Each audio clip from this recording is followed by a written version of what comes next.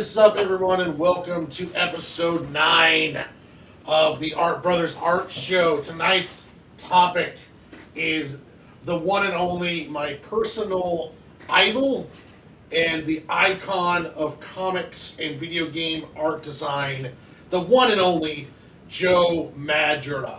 I hope I just said his name right.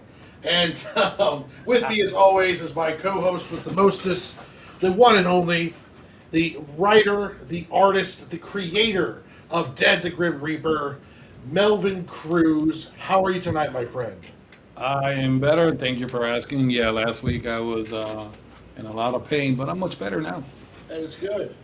That's good. And I forgot to introduce myself, so I am the one and only LunchBox Warren, the writer, artist, and creator of The Adventures of Sig and Joe. Both Dead the Grim Reaper and The Adventures of Sig and Joe are now available on Global Comix to read for free, as well as my future work, which I'm working on, live streams, How the Squirrels Saved Longview.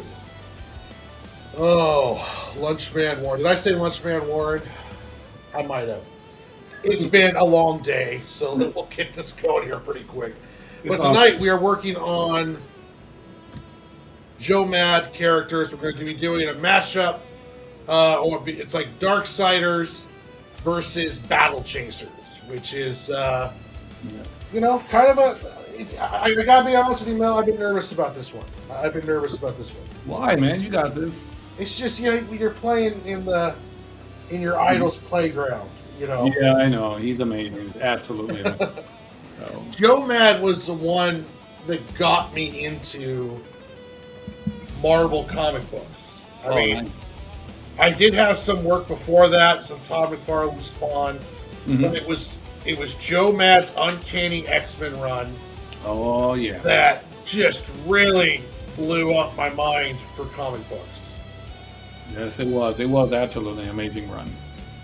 I did a little pre-composition sketch here. You probably can't see it. To see how I'm going to do this, and I think I figured something out, so that's good. So who you drawing? I am going to be drawing Calibretto and Gully versus Death. Madness. I told you you are quite mad. I am doing Strife and Nolan. Ooh, nice. I'm a big fan of, fantasy from way back in the day. We're talking Labyrinth, Dark Crystal, Legend. But one of my all-time, just to name a few, my all-time favorite one is from Disney. The Sword in the Stone. Oh, very nice, yeah. That battle with Madame Mim and Merlin was absolutely epic. So when Mad started doing this, Joe Mad, I was really excited. I'm like, oh, fantasy? Yes. Yeah, he's a big fantasy fan. I've been listening to his most recent interviews. Mm-hmm. And he's a big fan of doing fantasy work and doing fantasy comics, so... Yeah, I miss him, man. I understand what he's going through, but I wish he would come back, Yeah, I agree. All right, let's do this.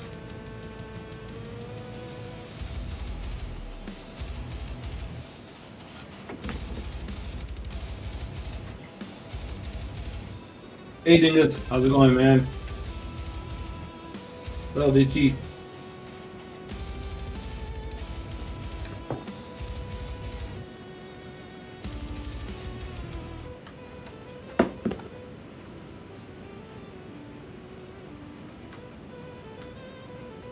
Yeah, he did get a lot of hate in that first round of art that he was doing, especially from the traditionalists, because it's like he was drawing, like Cyclops with no nose, doing that kind of manga thing, and he was very heavily influenced by Art Adams.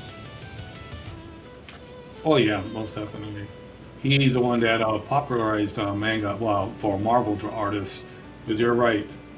Didn't he come on after Jim Lee? Joe Mad? Yeah, I'm not Oh sure. yeah. He was post Jim Lee. So I knew in an interview, it was like, wow. I mean, follow his footsteps. Ouch. Not easy. No, he pulled it off, man.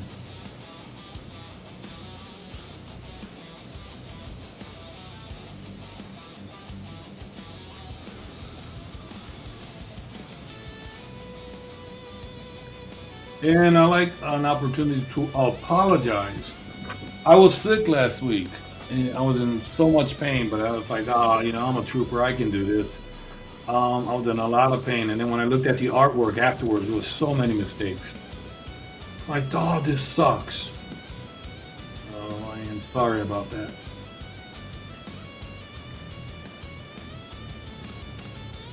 All right.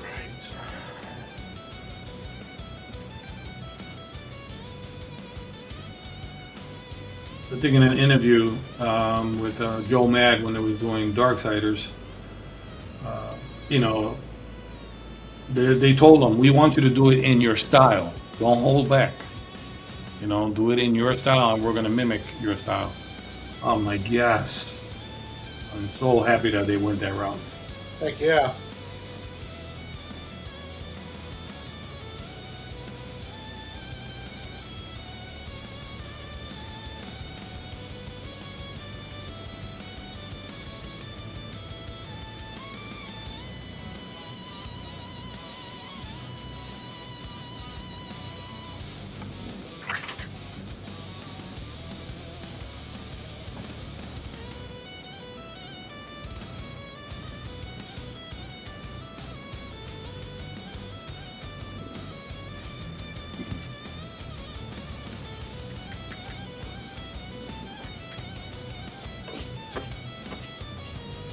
Yeah, I remember when Battlechasers was coming out. It was like, it was like you were. I think between 8 and 9 was like a year for him to get that book out, Yeah. and it was like it still debuted like at #1. Oh, yeah. People were loving his stuff so much.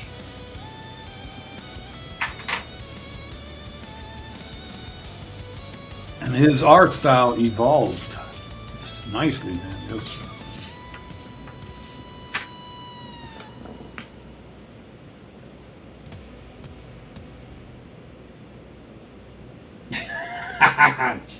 I know. People are like, how do you draw like this? I know, it's supposed to be like this correctly. Now forget that noise. That's how I do it. Don't do as I do. Do as I say, but don't do as I do. And I gotta watch it here. I'm running out of space.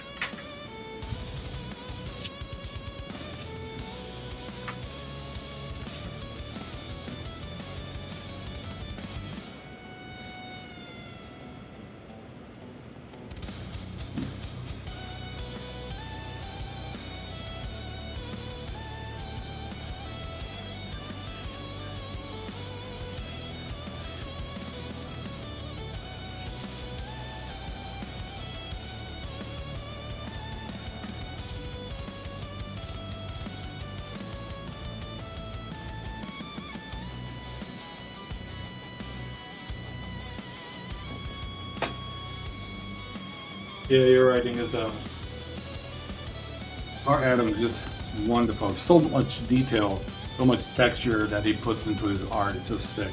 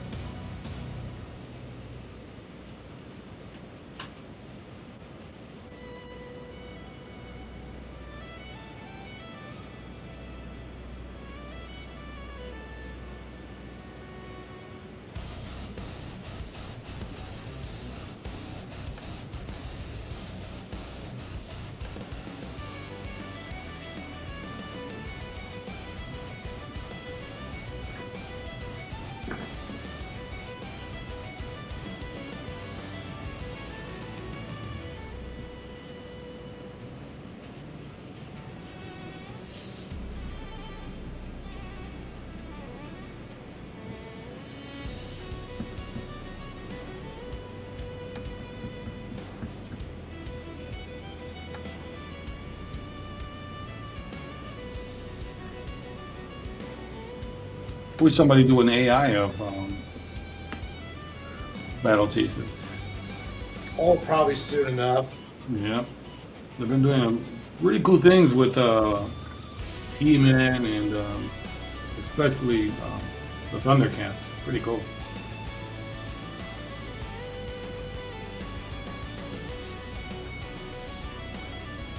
AI is a dirty word, man. What? There's a lot of like resentment building up with AI. Yeah. Oh, you know, it's understandable. It really, truly is. But it's here. You know what I'm saying? So it's here. So we'll deal with it. So it's here. Yeah, I'm on your school of thought. It's just the visceral I've seen on like on Facebook and stuff. It's getting pretty ugly out there. Oh yeah. Hey, what's up, Martha?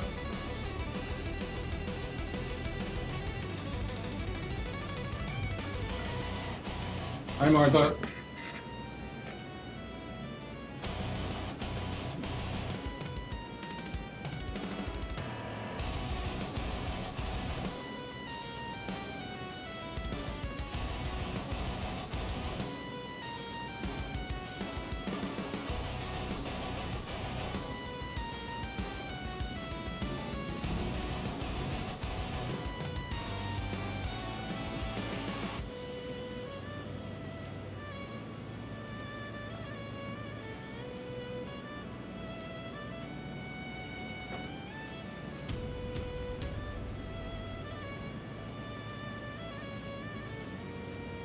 Watch any movie as of late? I just finished watching the Spider-Man Noir series. Ah. How was it? I give it a 10 out of 10. Nice. Just so good. Such a fun series.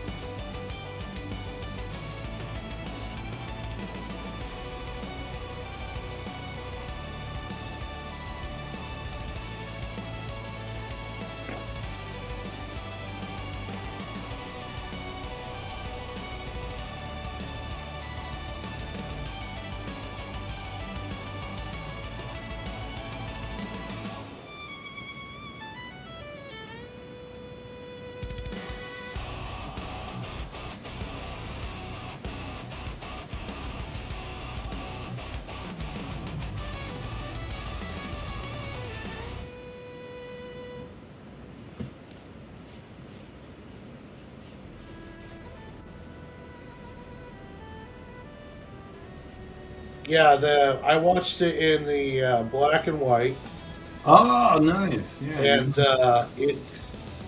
it was shot and felt like an old black and white film of that Prohibition era. Wait a minute. What you know about that? Oh, come on now. Come on now. I was almost there. Almost.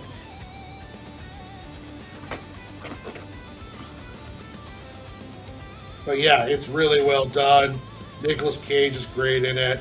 Yeah, I was going to ask Special about it. effects are really good for, especially for a TV show. Character stories are interesting. It's just all around a great show. Oh, I didn't know it was out already.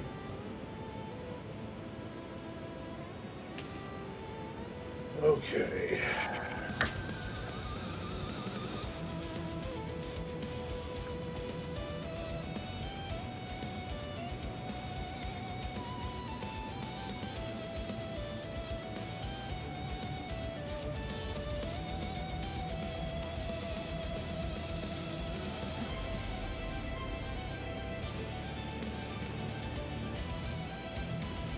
Tomorrow is Vox Machina season 4. I don't think I've seen it. No, I don't think so. It's made it's essentially based on the campaign by Critical Role D&D campaign, Mm-hmm. and right now it's currently in its 4th season. Ooh.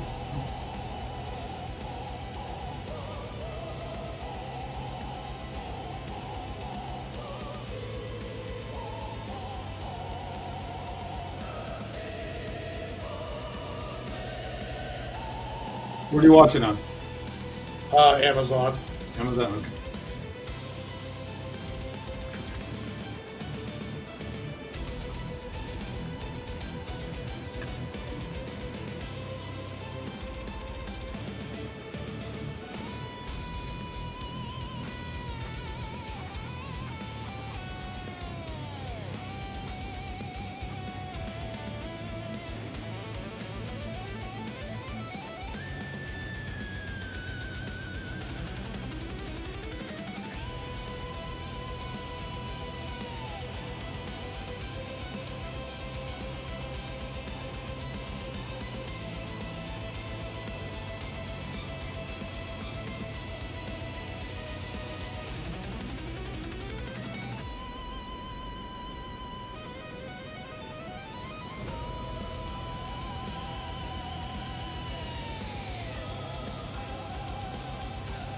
Yeah, I don't know how we did it. All Joe Mad, all the details that he put into these characters, and you got to consistently, draw them. And don't know how we did it, man.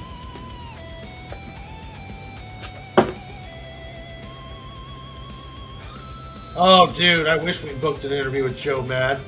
Oh, yeah. Oh, yeah, that would be epic. Yeah.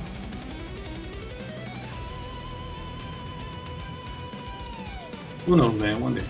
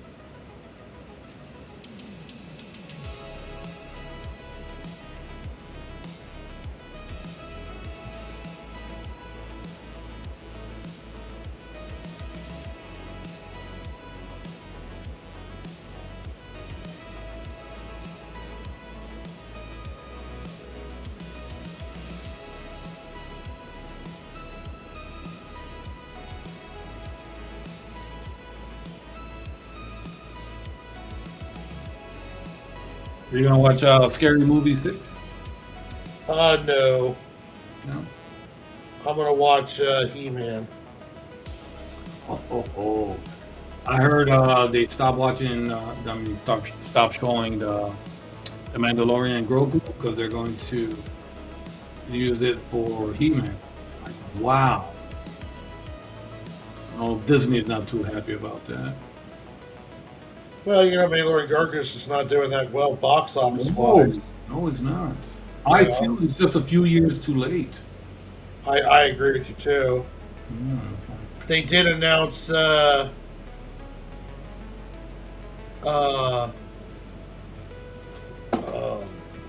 did announce a new Star Wars trilogy.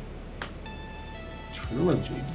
Yeah, they brought in a guy, I forgot his name, Simon something, and he's going to be working on the new trilogy. And there's no word yet if the trilogy is going to be like a continuation of the Rey stuff or if it's going to be a whole new deal.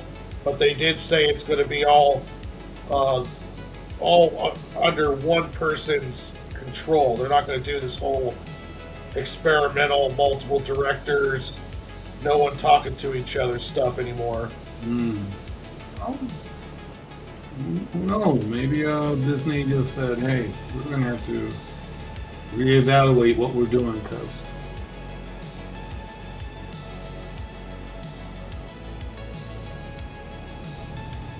you'd hate to see it fail. To be honest, I don't get any joy in that. We all grew up with these characters. In the alternative universe, Warren would work at a middle school cafeteria. The only way you could get candy for the lunches is you give him a Sig and Joe. That's right. What's up, Massive Panda? Massive and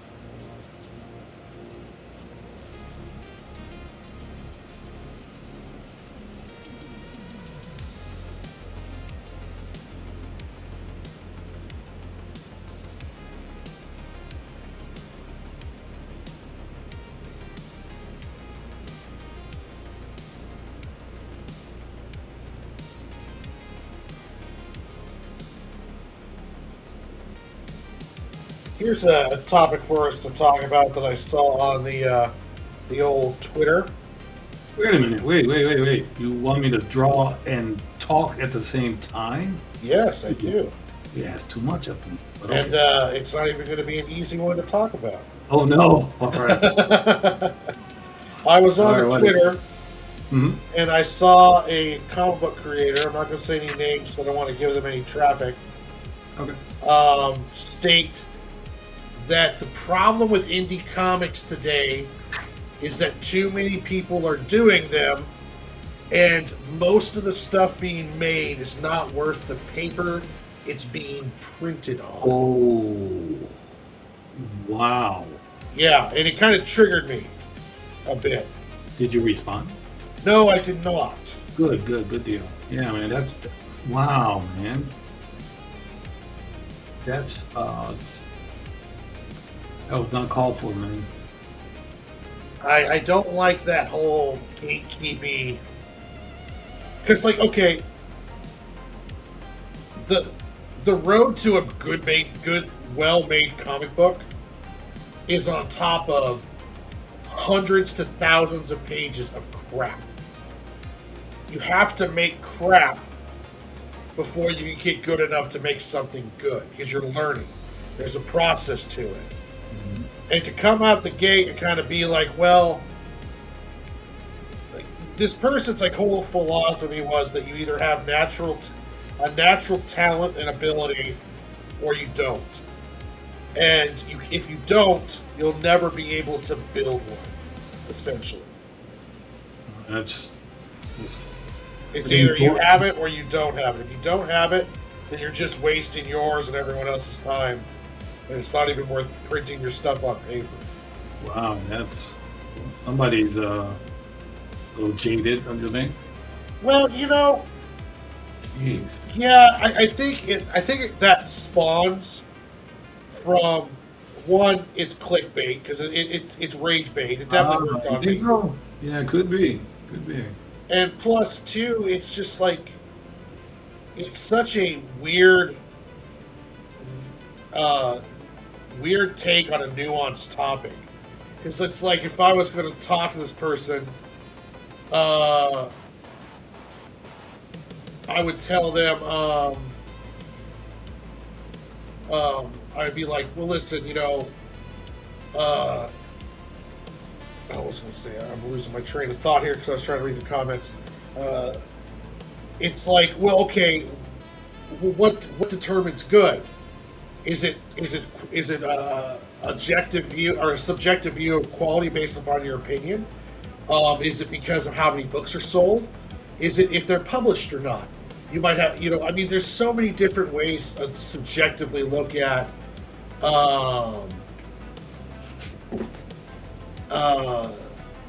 it's like, so what is the standard that we're going to base this off of? And then once you base it off that standard, it's like, okay, well, how do you get to that point of being, that good?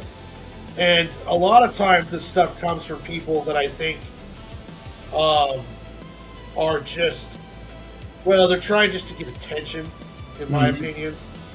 Let's see here. Angus says, I've seen the tweet you're talking about, Warren. I don't know where it's coming from since comics is an entry level within the entertainment industry. Yeah. It's the whole thing was just kind of irritating me because it's like, who are you to tell anyone that their stuff's not worth printing? Yeah. What do you have? I know a lot of people who make good comic books, but they're not making enough to live off of. Mm-hmm. Does that make them a bad artist? Like a bad comic book creator? Oh. It's like, no. They're just working on it. They're trying to get better. And it's just weird, dismissive, just crap in my opinion. Mm-hmm. Yeah, it's so sad, It's like I said before, art is subjective, and anybody thinks they can just go in there and give their 2 cents, criticize. It might just not be your cup of tea. What I don't like, and there's stuff out there that I don't really care for, and that's okay. Nothing wrong with that, but it might be somebody else's. Yeah, there's like people who are making essentially like softcore porn, you know, and it's not like I don't want to read that stuff. I'm not going to get into porn parodies, but they're making money. Yeah. They have an audience. They're doing, they're doing something with it. So who am I to tell them whether or not they should be there or not? Like who are any of us to tell someone that they should not or they should make comic books? Exactly. You know, anyone who wants to make a comic book should be allowed to make a comic book. And if they're working on it and they're trying to improve, then who the hell are we to tell them or anyone to tell them not to do it? No, yeah, I admire anybody. And I remember seeing your stuff for the first time many years ago. I'm like, dude, this guy is, man, look at him go. I was very, very impressed. Look at him go, man. Look at this. I like supporting that, people who go for it. Yeah, and I mean, I'm not gonna bullshit myself. I'm nowhere near where I need to be to get published or along those lines. I have a lot to learn as an artist. I have a lot to get better on, and I may never get to that pro level of work. But it's not going to stop me. There's still people who like my stuff.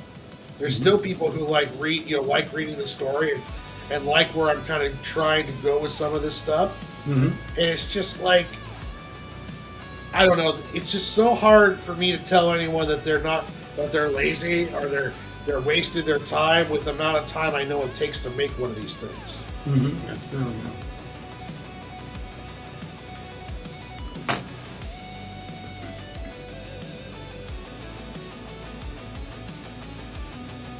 You're right, Matthew. The market is flooded, so that's why you need to be, unique. Keep at it, and get as much work out there as you can and be unique. The thing Warren and I were talking about that in one stream, where, it's like, hey, I'm going to pitch this idea for you for a TV show or whatnot. All right, what do you got? I don't know, 200 plus pages. Here you go. What? Yeah.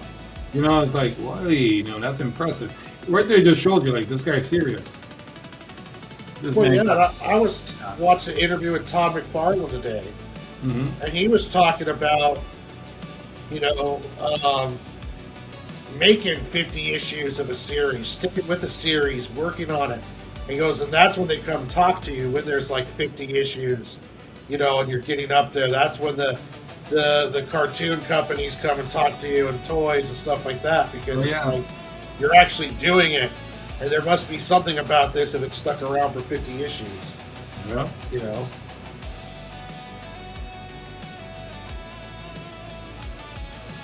Yeah, I don't know why people just,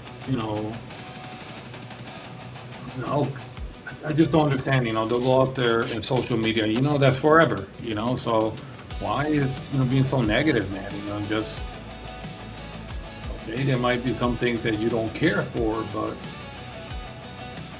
there's no need for that. Glad you didn't respond there.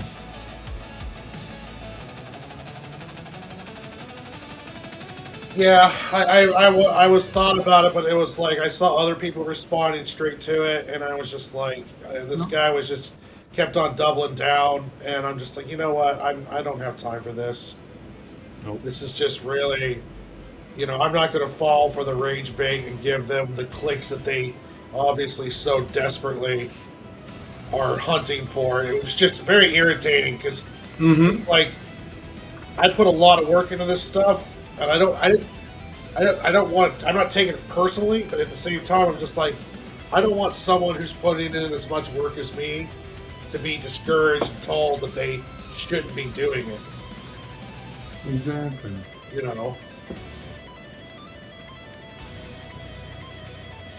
I told you the story of SpongeBob, where he showed it to a friend. It's like, dude, this is stupid. It's not going to get anywhere. Yeah. Well, I'm going to keep doing it. I'm going to get SpongeBob. Probably one of the most successful children's cartoons ever created. Yeah, I know his friend is like, really like, oh man, I regret saying that. No, he won't return my calls. It's like, bro, I only said that to motivate you. I'm actually, Yeah, you know, yeah. I'm down, man. Give me some of that cash.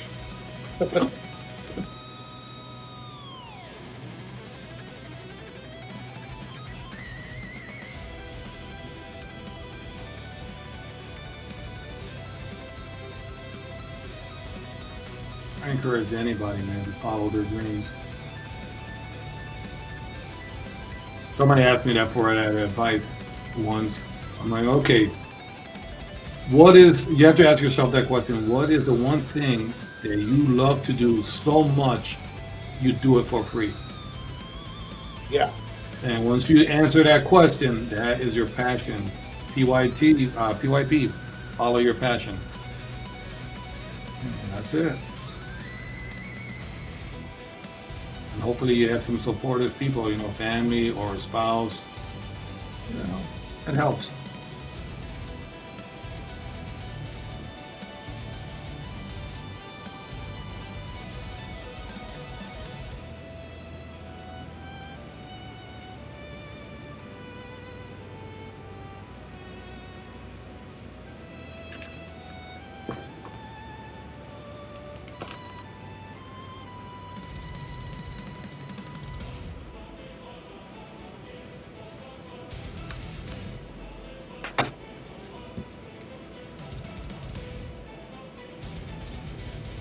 But yeah, it's just, just allowing clickbait to annoy me, which is probably just pretty dumb to do in the first place. No, not at all. It's called being human. So it happens, man. I just put them on the spot, okay, what are you doing? Do you have anything yourself? Oh, nothing.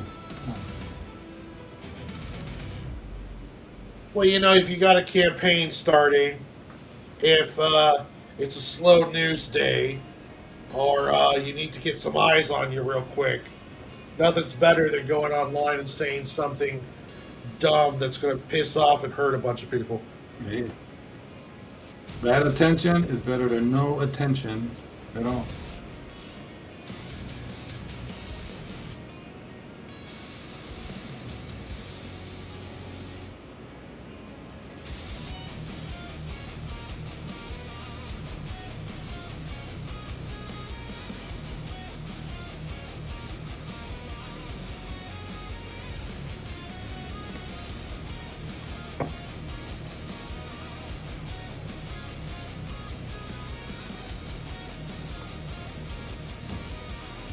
Whatever happened to, hey, you have nothing good to say? I'm saying nothing at all. Well, that doesn't work as well in the Twitter sphere world. Oh, yeah.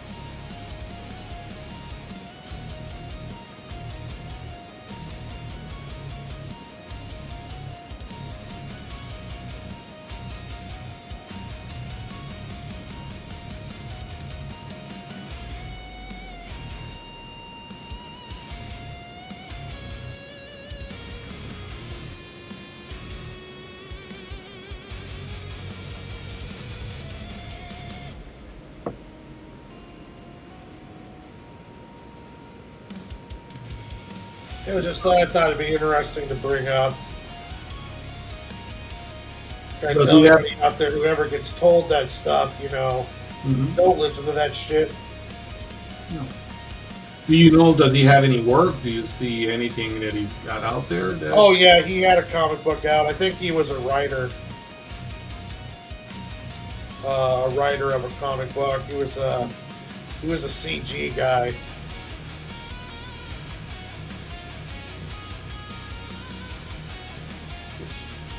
bad, man. And it's kind of like how some, especially on Twitter, it's how creators get noticed Mm-hmm. is by saying like really kind of out there off the wall stuff to get people angry, and then people start giving, like you do a good angry tweet, a good tweet that pisses people off, and before you know it, you've got 400 like 50 comments and like 400 views and it just sort of blows up kind of quick. Yeah, now, all of a sudden now you're irrelevant. Yeah. And then if you go and you double down and you get into arguments and you're getting comments, replying to comments, and it just kind of snowballs into deals. And you'll always find people who will agree with it, Mm-hmm. And then there's also the one tactic is kicking the football. So it's like you say that, and then someone comes on there like, man, what are you talking about? This is like hard to do. It's hard work. Oh, well, I only meant this kind and that, this or that. It's like, well, you didn't say that. Yeah. For one, you said like most comics aren't worth the paper they're written on. It's like, who are you to say that? And it's just like, it's just weird.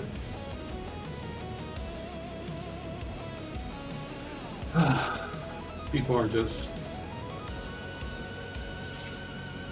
they have issues, bro.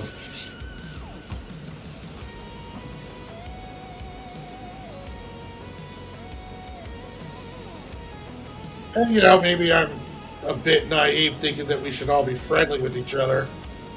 But at the same time, though, it's just like, it's unneeded. Yep.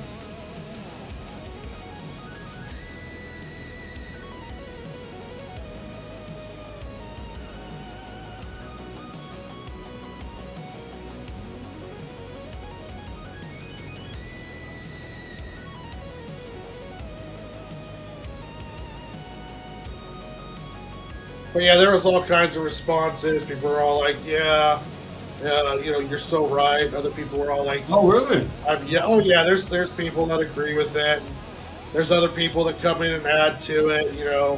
One guy is like, "If you're not published, then you shouldn't be making comics," and just kind of snowballs into this kind of like angry war. Yeah. And it's not like it's a new sentiment. This has been said multiple times. Like it's like the writer versus artist debate that comes up like every once a year. It's just there's these topics that people will use. Hey, what's up, USR? The topics these people will use to drum up a bunch of like traffic.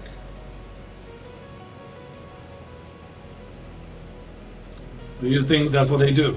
It's a clickbait. Yeah, it's clickbait. Any argument any kind of statement that is treated as black and white that should be, but it's nuanced, is really just a clickbait statement. So like saying that most comics aren't worth the paper they're printed on. Well, based on what standard? Like we really could get in the weeds of the detail, because we need more detail to really make the statement work. So then that's really a more of just a clickbait kind of statement. Mm-hmm. Now, if you're talking about like the writers versus artist argument, it's like it's one of those arguments that's like, well, we all know if you really want to get the truth of it, both are important. Writing is important, and so is art. Art gets somebody in the door. Writing gets them coming back for issue 2, 3, 4, and 5. Mm-hmm. So really, it's the best work is when both the writing and the artwork are on point. That's it's a nuanced kind of statement that's treated like it's very simple statement. Like you can't have, it's like you have to pick a side when it's really a nuanced kind of deal.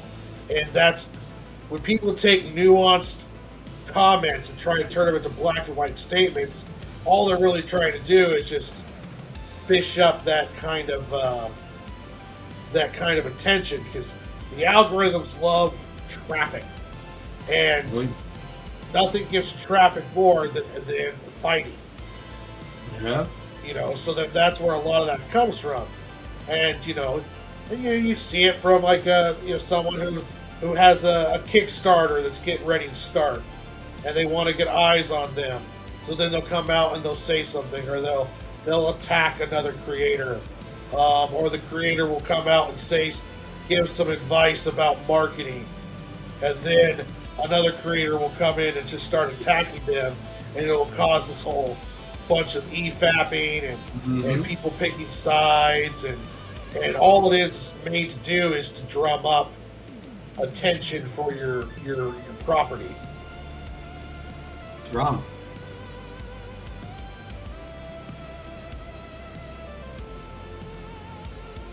And I've been doing, I'm sure you've seen it too. I've been doing this stuff for a while now, and I've seen, especially during like the COVID era, all the stuff that was done to get attention on the streaming platforms along those lines. Hell, there's some people whose entire business plan is through drama. Everything they do. There should be a better way, man. Well, there is. It's just it takes longer. You do it through positivity. You're getting like 1 or 2 fans every week, maybe 1 or 2 fans a month, but you're building it off of something that's much more easier to keep going, to maintain. Well, we should start some drama. If we did an EFAP, then we would instantly probably have one of our most watched shows, almost instantly.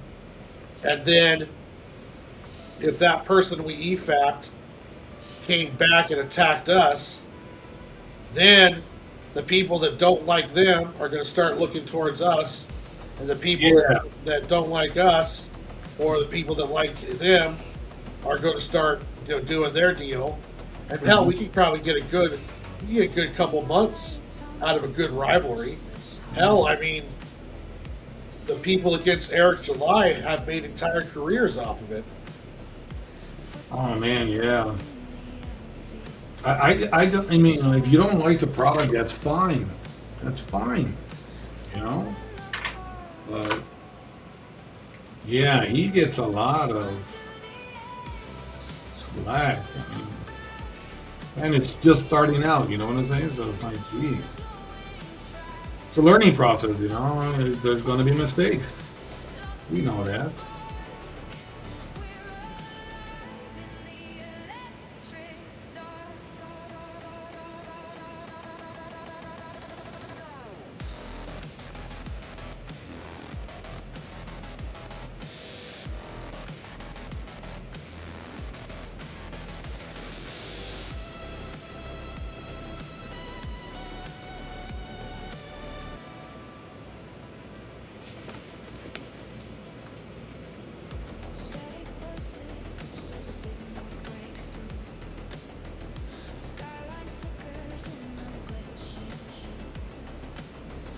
So, if you were to respond,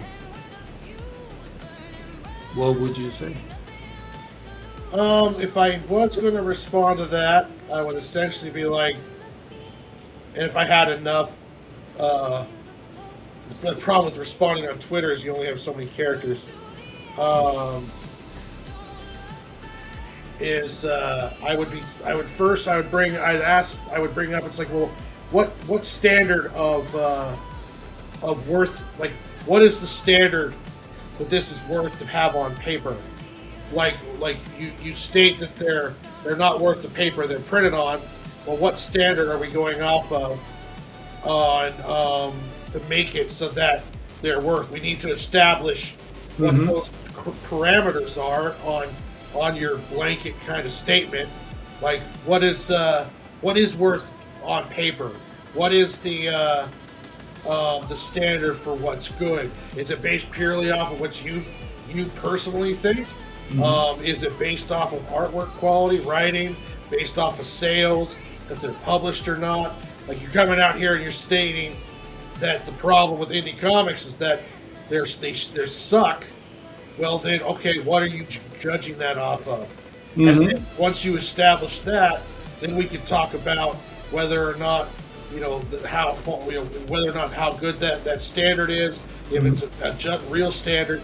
I mean, you're essentially, if you're going to say something that blanketed and just out there, then you need to. I think you need to be able to back it up with, like, okay, well, what are your standards?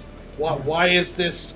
What makes one project shitty and one not? And just don't tell me the whole, well, what's good, what's not good, or it's like, are we going to base off your living off of it? Well, in that case, then there's not many people who are living off their indie comic books. So then, if that's the case, then there's a lot of people who, quote unquote, shouldn't be printing their comic book. What are the standards? Like, don't just come out here and say some blanket statement about indie comics, which I love indie comics, and then turn around and not be able to defend it with some kind of like objective truth instead of your subjective kind of just like, Yeah, give him some receipts, man. Give me some examples. Well, yeah, 100%. That is true. There is no LunchBox size. So what you're saying, Warren, is that we start beefing with each other, it equals transaction. Hey, Warren, you can't disavow AI if your playlist is made of AI. Yeah, all right. You know what? If this, that's right. And now you and me are beefing, and I'm going to make a whole video about how much I don't like you.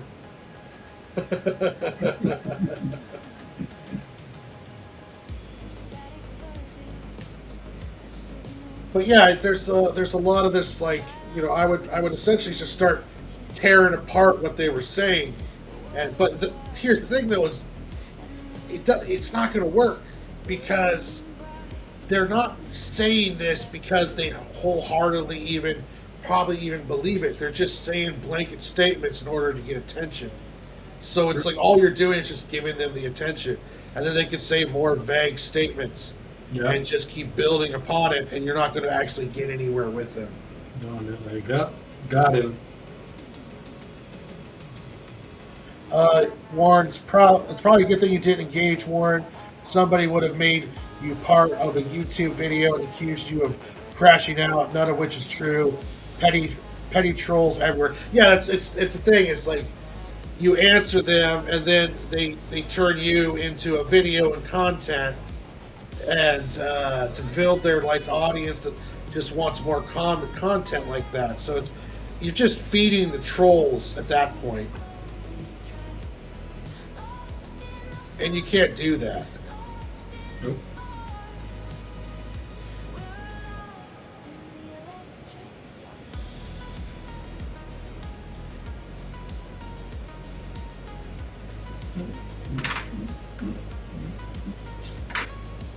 But the only thing that would have kept them from making a video about me is that I don't have a big following.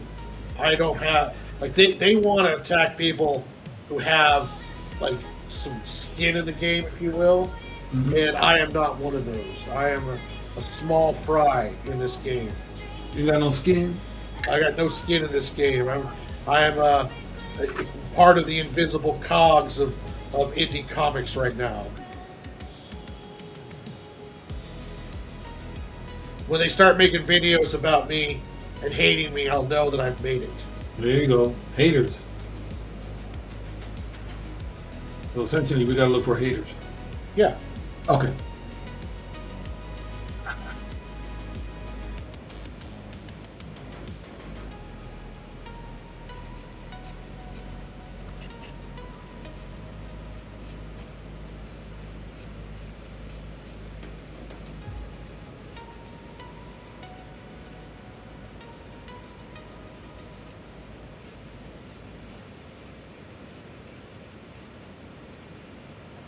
Yeah. And plus, too, I don't want to play that game where you call, someone says something dumb like that, and then you call them out, and then it just turns into moving the football and everyone kind of putting their own context on it, and it's just like, oh, this is ridiculous. Yeah, that's true.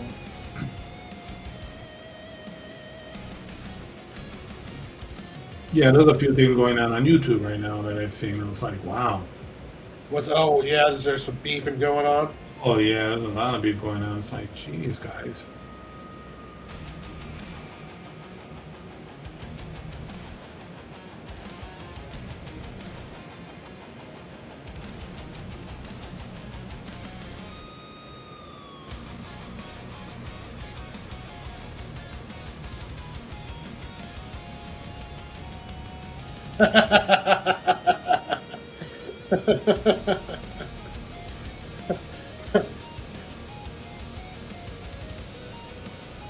That's what I need to do. Is I need to before my next campaign, I got to start a beef with somebody.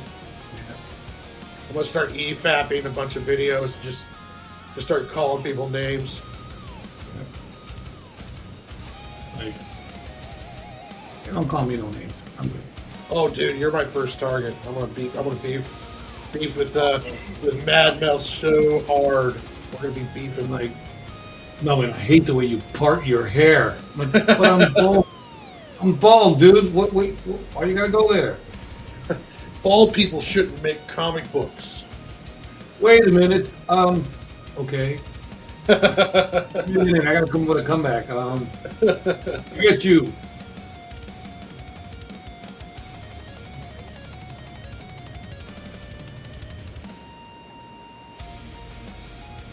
There's always gonna be that one, man. It's just you can't reason with, It's like, but don't even bother.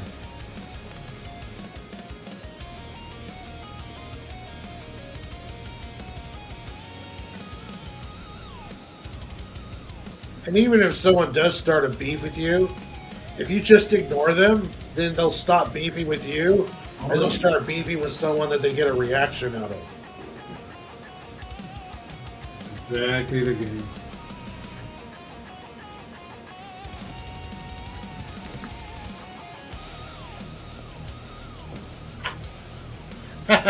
Icarus 5 is going to become our artificial hater. Oh, okay, cool.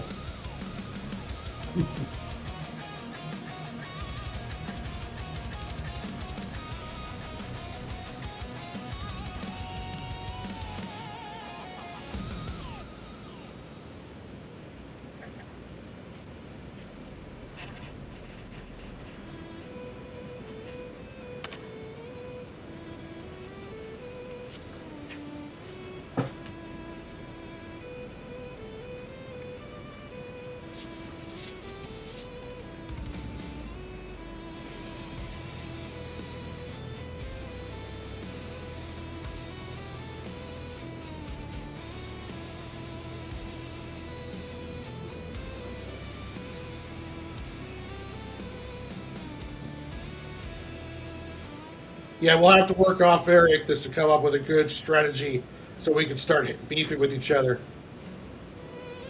Get boost up all of our sales. I never met Warren, but he smells funny. Hey, how dare you? I didn't even met him.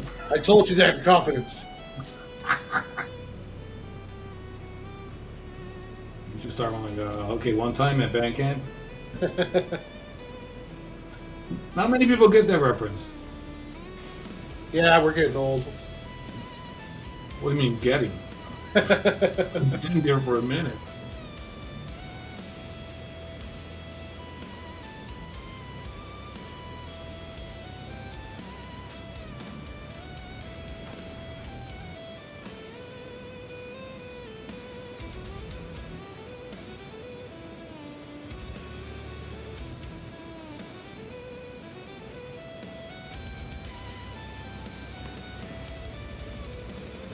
Golly.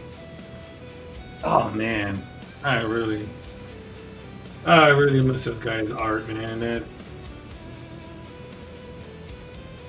He just drew those characters just amazing.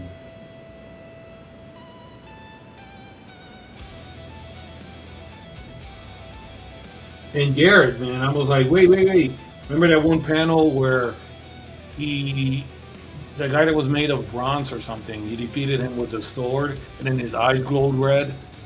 I'm like, yeah, whoa. his sword took away his like bronze ability. Yeah, and I'm like, whoa, what's that? Wait. Yeah, we need to know more about what's going on. With that. Yeah, exactly. I was like, for a while there, for years actually. Wait. What's with the red eyes? Wait, there's something more to them. Well, the recent ones that came out did show explain a bit more. But man, I had to wait to how many years I had to wait for that? Yeah. So it's like, but, okay, there's more to it.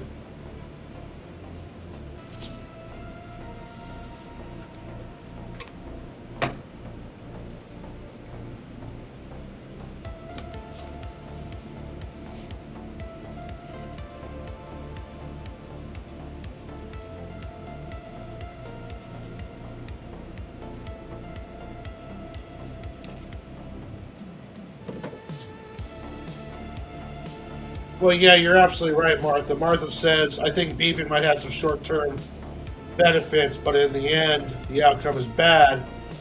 It's better just be kind. Yeah, you're 100% correct. Think of it this way, like, if you create an audience and you're feeding them cheeseburgers, then that audience is coming to see you because they want more cheeseburgers. So you can't build an audience on cheeseburgers and then turn around and start trying to feed them sushi. They're not going to want to do it. So if you feed your audience and you build your audience based off of online beefs and drama, then the audience is coming to your show, coming to look at your stream is for online beefs and drama. So you either have to keep that up or you risk losing the audience. So the long term, it's not sustainable because you're not always going to be fighting with someone. That's why you have those streamers where it doesn't matter what comes out from like Marvel or DC or Star Wars, they're going to hate it before they've even seen it. And that's because they've built an entire empire or business around hating stuff. So if you build your entire business around talking shit about Disney, then you can't turn around one day and be like, hey, what Disney's making now is cool. I'm down with it. Because then you're going to lose everybody who's there to watch you talk shit about Disney. That's true. But I got a beef already with you. Oh, all right. Dude, why you talking? Now I want a cheeseburger. Bro, why did you do this to me? No, I'm getting hungry. Like, dude. I'm like Homer. Dude, I'm so far. I got so far off my diet. I've been trying to get back on it today. These last 2 weeks have been heaven. They have been street tacos. They've been burgers, pizza, cheesecake. Oh, but now I got to get back on track. Yeah, that's good.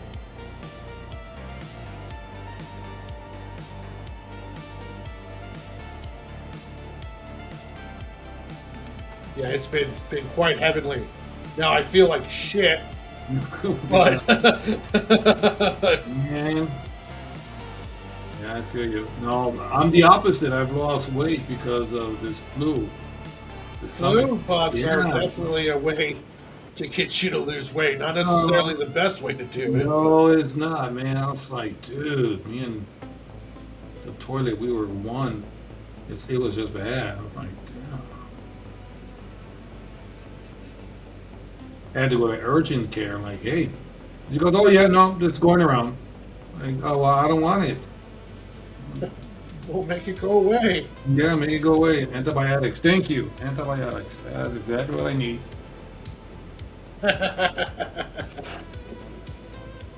Then I stopped drinking coffee for about a week. Yeah, I didn't want nothing in the stomach that will just, no.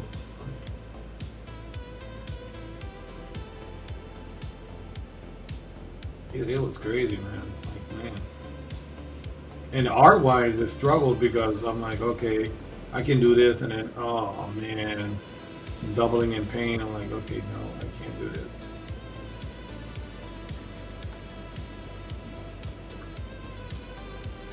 But now I had a doctor's appointment with the VA doctor today, and they're going to send me a home sleep apnea test, Oh, and I'm going to start this military nutrition and fitness program for the vets, and I'm going to possibly work on. I'm going to work on getting even more healthier, trying to figure out why I'm having a hard time losing weight. hey man, I am so sorry. Memorial Day. I am so sorry, bro. Oh, it's all good. Yeah. Thank you for your service, buddy. Oh, it's all good, thank you.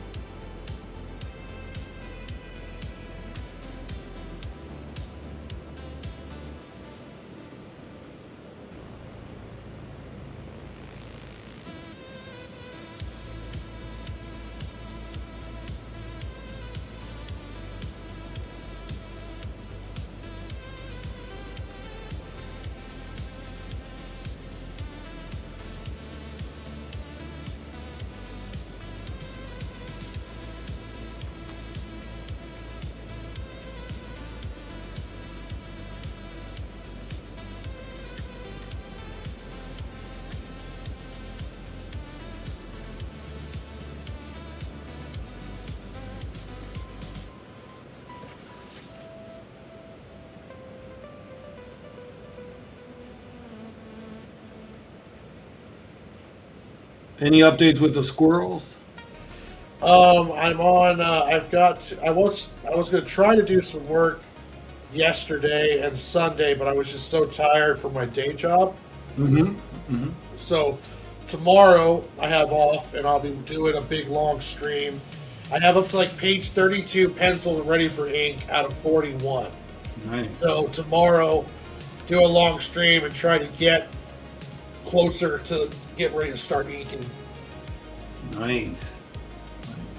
So I have a dilemma. What's that? My dilemma is I'm in a fight scene, right? At the end of this chapter is a fight scene.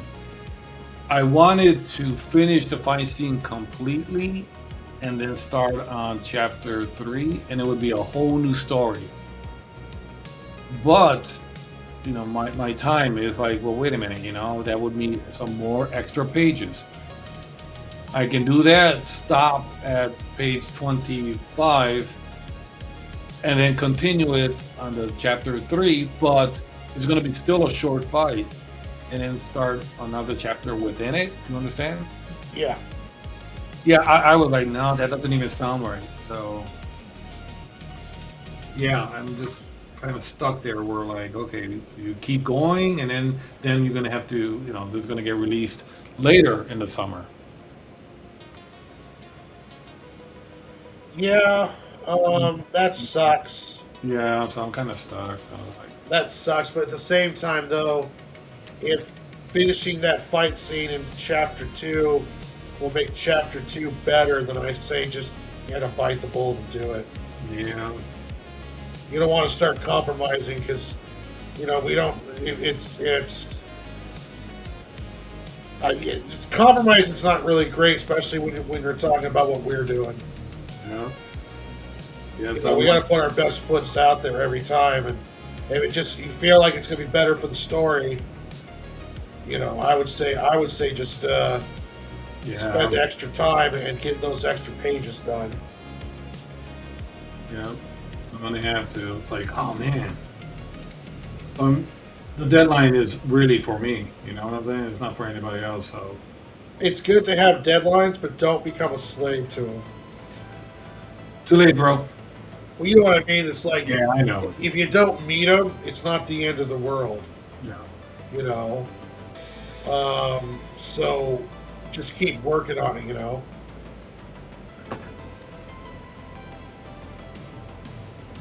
Do they know? Do they say what might cause a sleep apnea? Well, I mean, I'm overweight, so that's probably a big part of it. If it is sleep apnea, plus two, my nose was broken as an infant, and it never really was. It was never reset, so it grew right back broken. So that could be restricting some airflow that way. But yeah, just being overweight can cause sleep apnea, and I think that's what's wrong with me.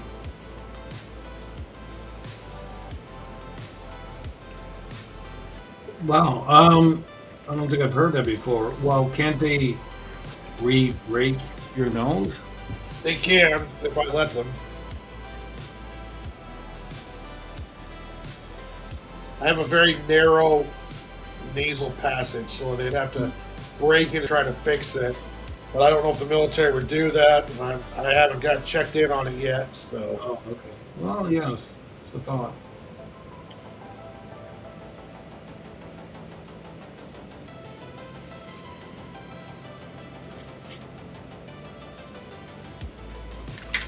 Oh, righty.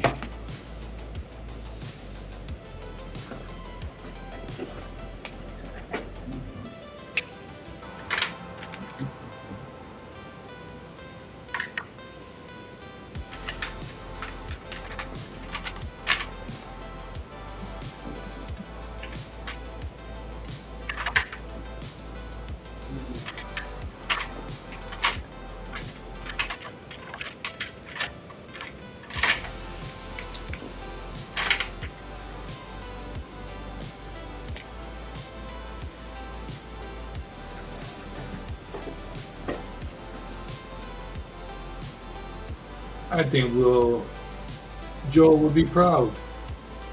oh, it'd be nice. Maybe that he would just make fun of us, and tell us to never touch his shit again. Hey, watch it, buddy boy. Never buy anything with your name on it.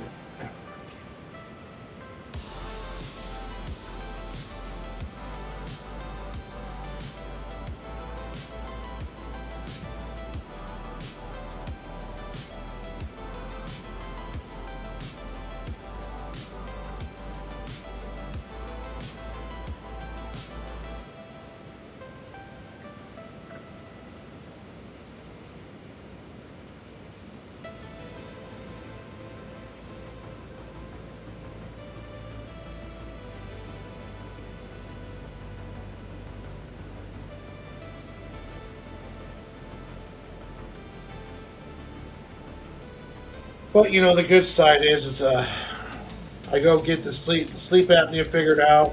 Mm-hmm. Wednesday, I go in for to get my testosterone levels checked, and hopefully get this diet back on track, and then I'll start feeling a lot better. Be able to get more work done and not be so tired all the time. You got this.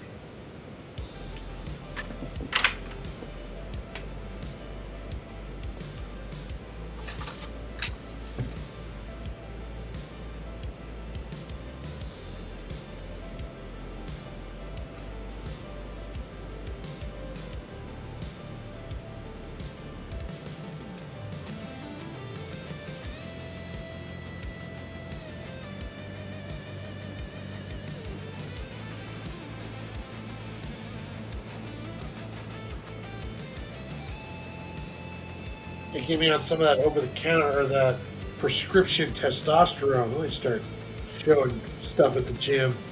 Mm. Of course, then I'd have to deal with fits of rage all the time.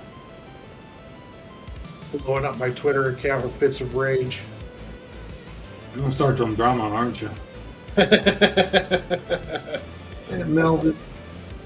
Steroid ward or testosterone ward doesn't take no crap. That's right.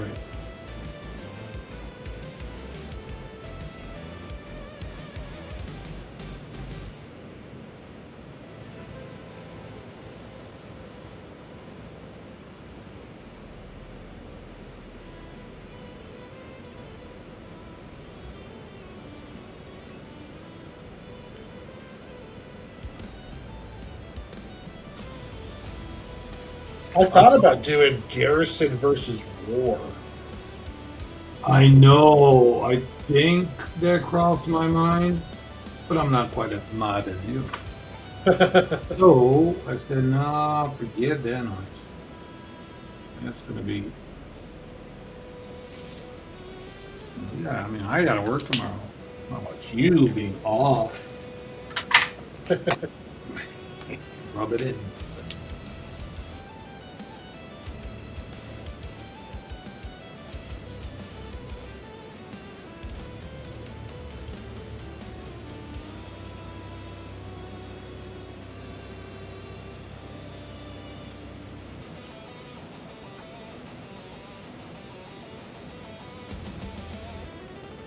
Oh, I will. Yes, sir.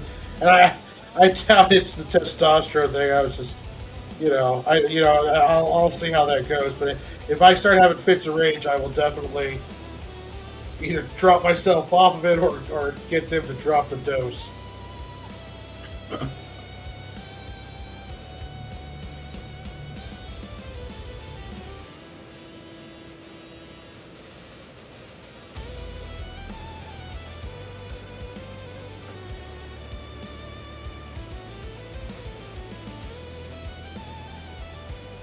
Nice. Calibretto. Is that pronounced correctly? Calibretto? I think so. Yeah, Calbretto? let's go with it. Calibretto. Looks great. And even that robot had like personality, you know? You got to like him. All of them, you know? It's like Nolan has a dark past and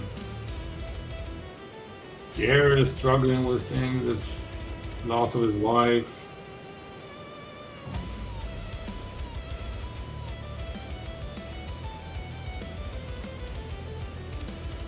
You feel for those characters. That's the Yeah. point.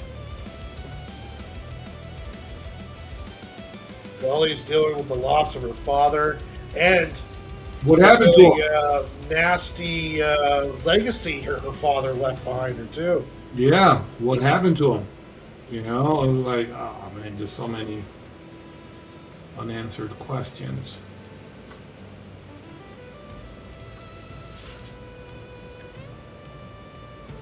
When that artist started doing it again, you know, and brought it back, I'm like, okay, you're not mad, but your art style's not bad.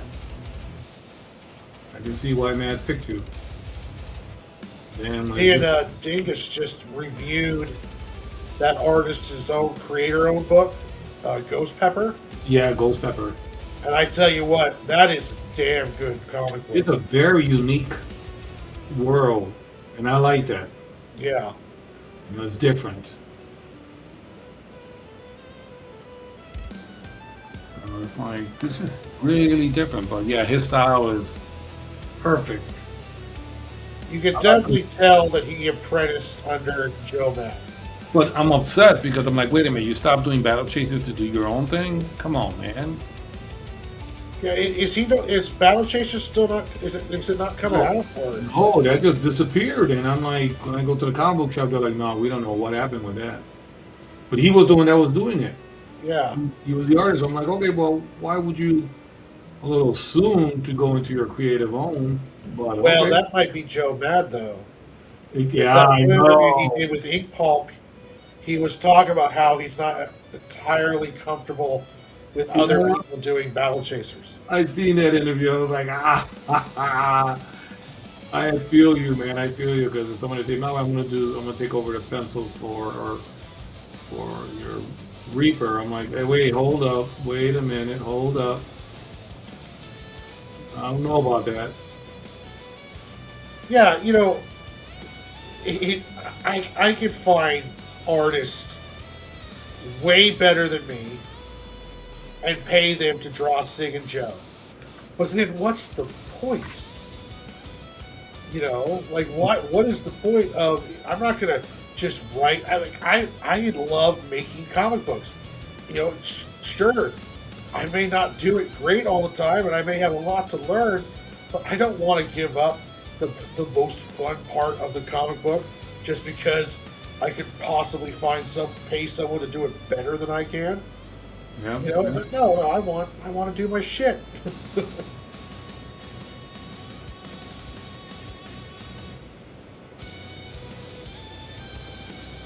It is a lot of fun doing it.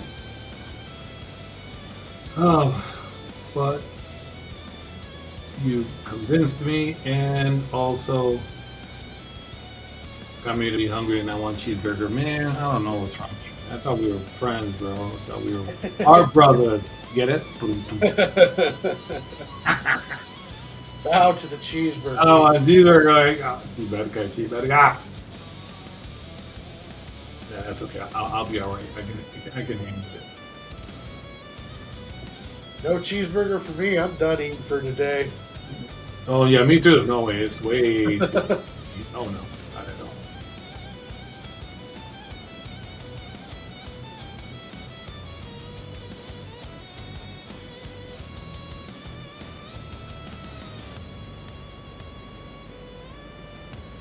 I was gonna bust out with the ruler. Forget that noise. I'm just gonna go.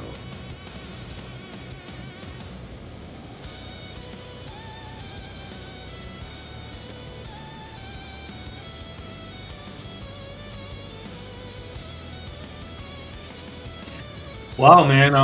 Those two indie, they're considered indie movies, Obsession and Backrooms. They are doing so well. Wow, man. When I seen the budget, and I'm like, whoa, they're making their profits like crazy. And it's unheard of with Obsession that the second week even did better. You know how there's a drop off? Yeah. I'm like, whoa. I mean, kudos to them, man. That's exactly how you do it. Like, wow. Unbelievable. Yeah, I'm not 100% sure, but I think Mando and Gorgu fell to third, Yep. and Perfect. Backrooms and Obsession. Backrooms being number one, or Obsession number one, Backrooms number two. Number two. Like, unbelievable. Wow. It's just. And Disney has to wake up and say, hey, what happened? How is that even possible? 3 years ago, probably would have done better. That's when he was at his peak. People are saying that they feel that it's a whole season just spliced together to do a movie. Well, John Favreau said that when they came to him, he was writing season 4, and they came to him and said, "We're thinking about, instead of doing season 4, doing a Mandalorian movie." And so he took his script that he had written so far as season 4, which is about 3 to 4 episodes, and he just converted that into a movie. Yeah, I don't know if that's gonna work well. So far it's not, but I'm not sure.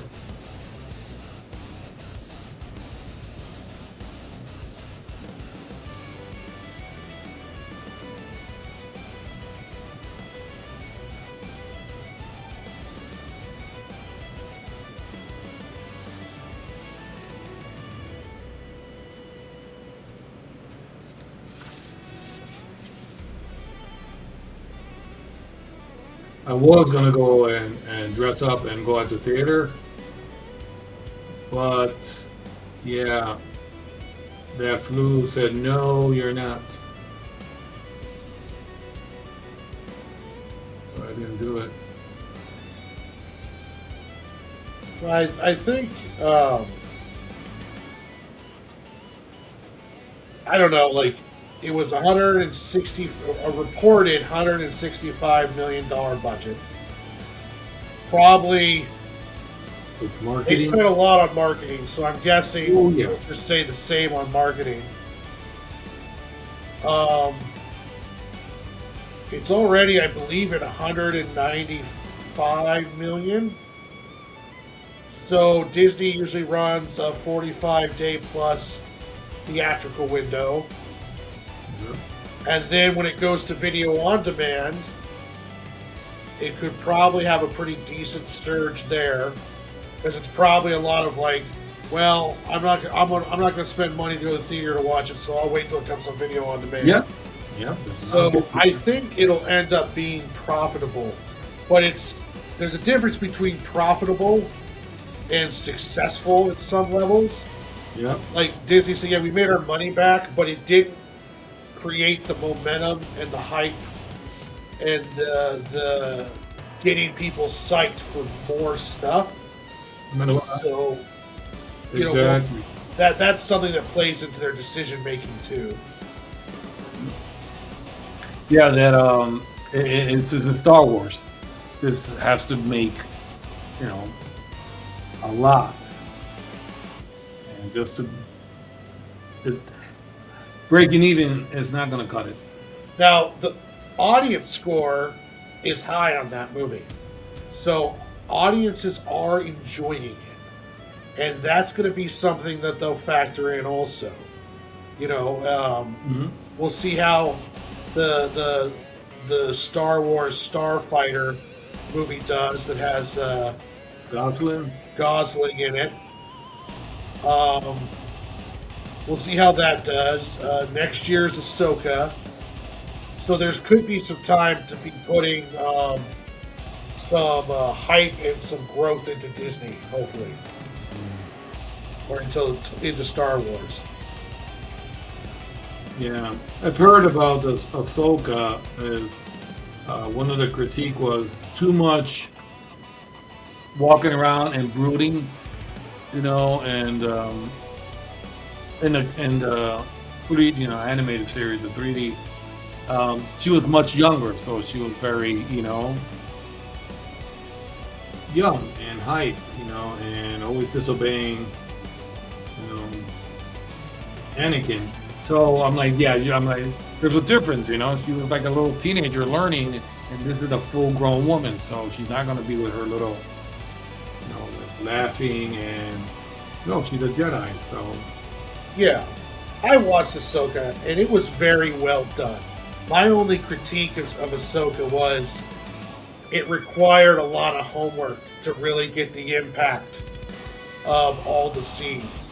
Like, if you hadn't watched Rebels and the Clone Wars stuff and really knew the lore, Yeah, it didn't hold your hand at all. So it's kind of like there was some impactful moments that kind of did not impact as well as they could have, just because if you didn't have to do the 20 hours of watching stuff beforehand, then you might be kind of like, okay, I don't really get why everyone's so hyped about this. But aside from that, though, I thought it was very well done. I liked a lot of it, but it's also does have that too little, too late kind of feeling, and also too, we have to wait all the way to 2027 before we get season 2, and these gaps between these projects is not necessary. I mean, I don't want them to rush stuff, but they really need to get on the ball a bit more with their output. That's true. I did like her in when she made an appearance in Mandalorian. That was cool. Yeah.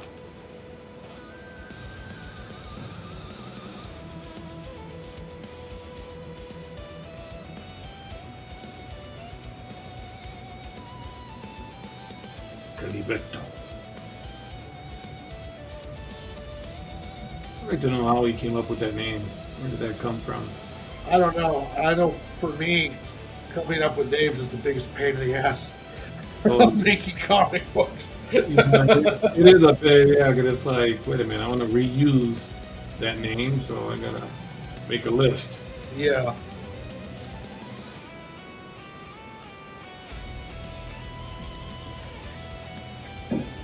So I got a kind of a story fleshed out for the Santa Claus. Oh, sweet. Yeah, we gotta talk about it one day. Just see. Okay.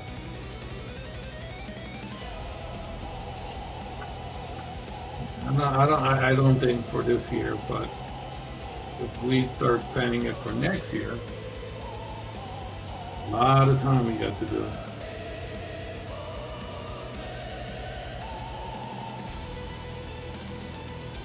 I would like to do it all in black and white too.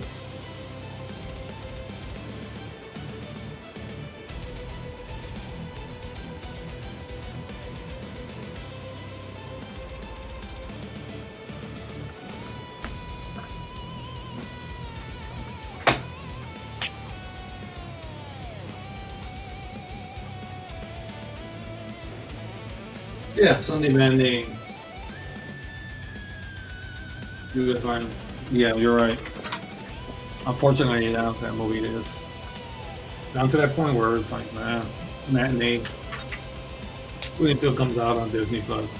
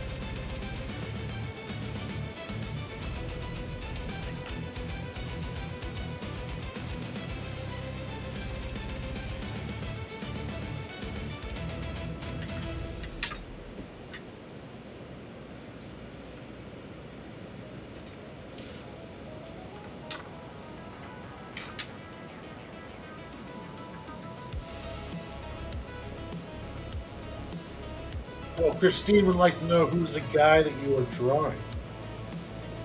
Hi, Christine. Hi, baby. This is Strife. Strife. Strife. He's one of the four horsemen of the apocalypse in the video game Darksiders. Yeah, he's the least known horseman.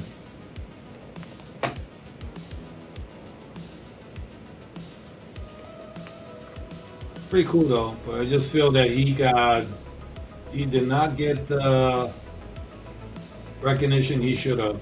He should have had a better game. His game, when they did it, they went a whole different route. I did not care for it. What do you call that those kind of games? It's like the There's a name for it. I know. the Diablo style, but I forgot what it was called, like top down or something like that, or 3/4 view.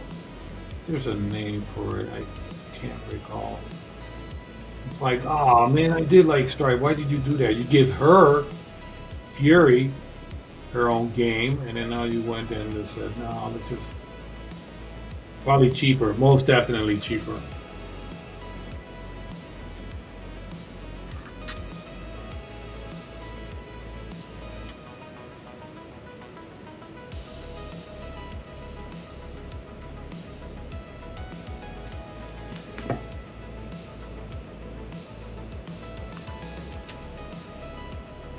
I don't know if I would have changed up the formula so much. Yeah, that was kind of drastic. I was like really hyped for it, but then I'm like, no, what is this? Even Darksiders 3 became more of a Souls-like than the first two. The first two were kind of like Zelda Yeah. in a way, you know? And then they did the third one, Genesis, which became kind of like a Diablo top-down. And then they went to Darksiders 3, and they decided to go kind of like this Souls route. And I'm like, I don't know if I like the... If you can't pull off a Souls game, then it just gets really bad. Yep. What happened? I was very disappointed. Now, Strife does make an appearance in that game, but he's not playable.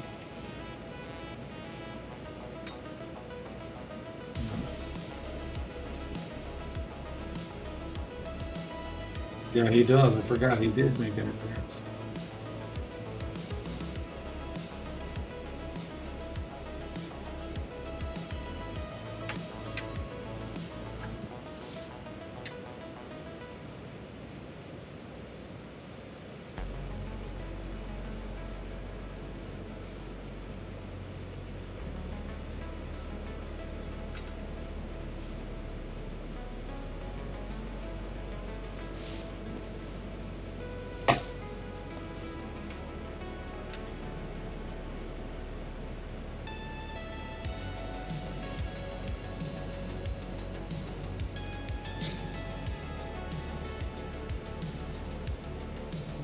What I wanted to see was a Battlechasers game that was like Darksiders.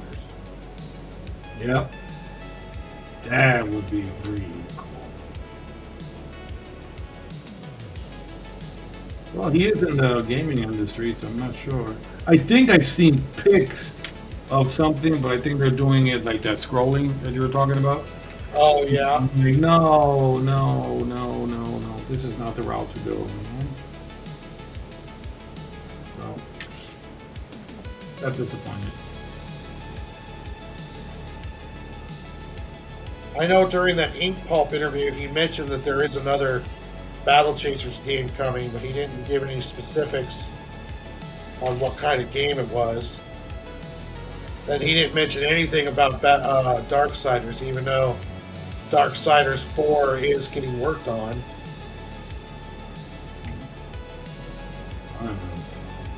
I absolutely love those characters.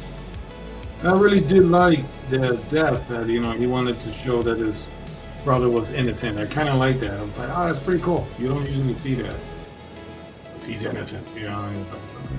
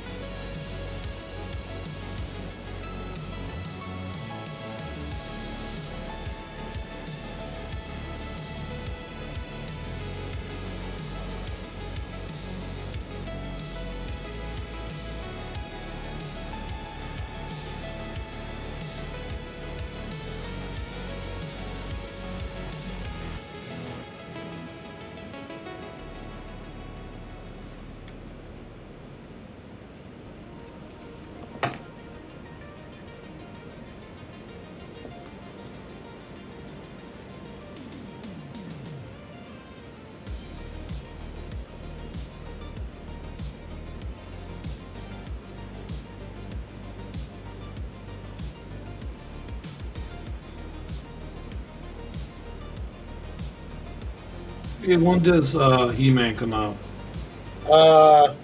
June 5th. So this Friday. Man,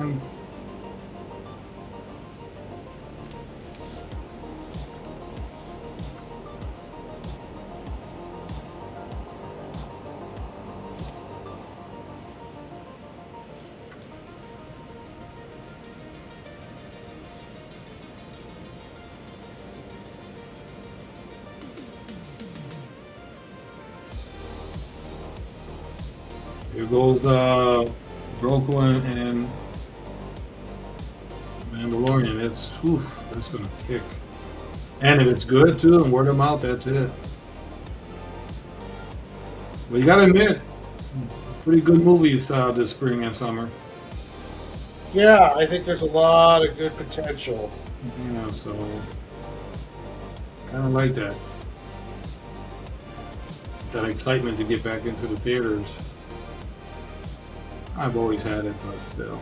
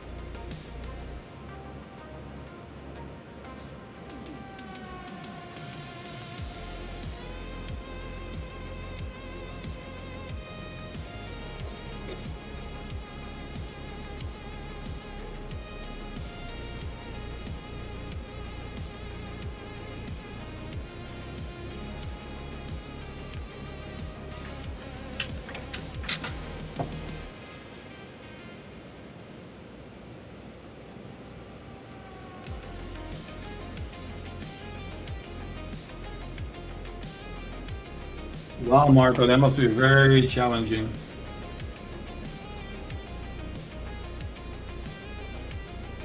I don't know if I can do that. What's she doing? Martha, she's doing an outline of a whole figure.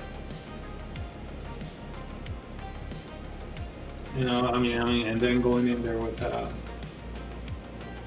each part of it, the hair, the face, the clothing, shadow, everything all separate. Oh, I don't know if I can do that. Oh, damn.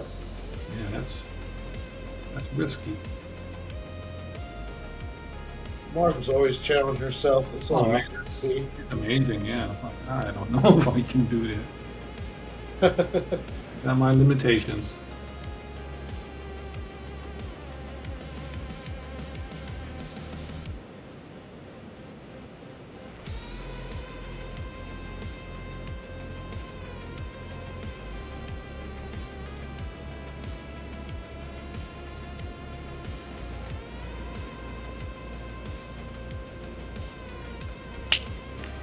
Yeah, me and Martha were discussing some storyline points on my squirrel book through email. Oh, She gave me a lot of helpful observations. nice. That's cool.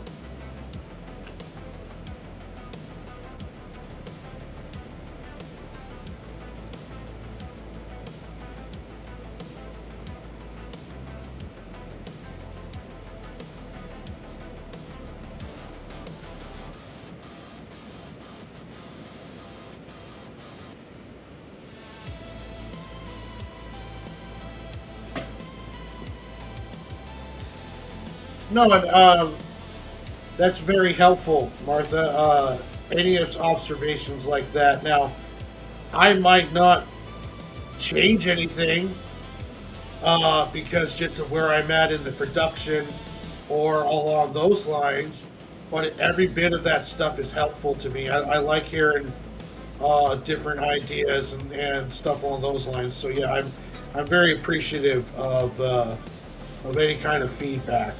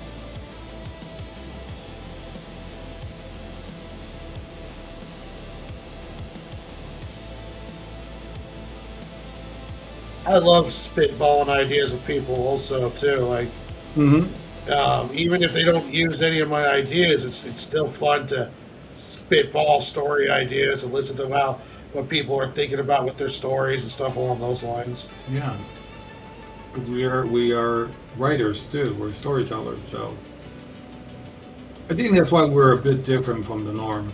You know, you got the artists and you got the writers.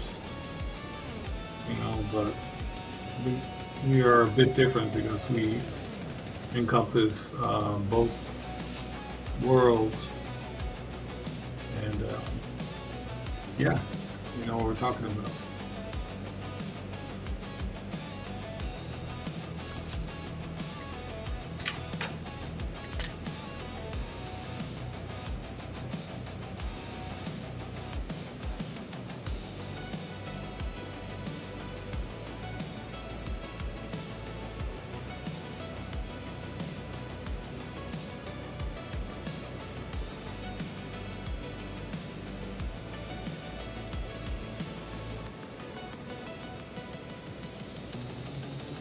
Yeah, coming from both worlds, I think it gives us kind of a unique perspective.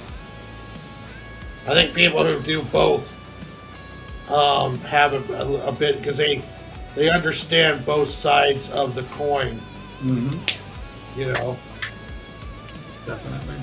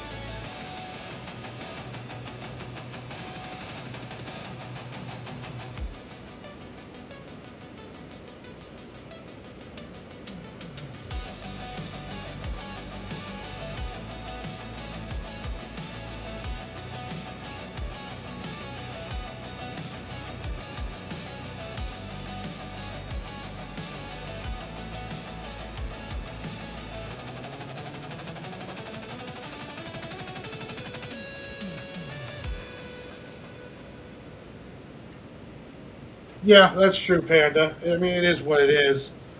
But I agree. Yeah, it's like we're trying to do everything on our own, and to a point that it works for us. But at the same time, though, we're also balancing or juggling a lot of hats without you know being able to master too many of them.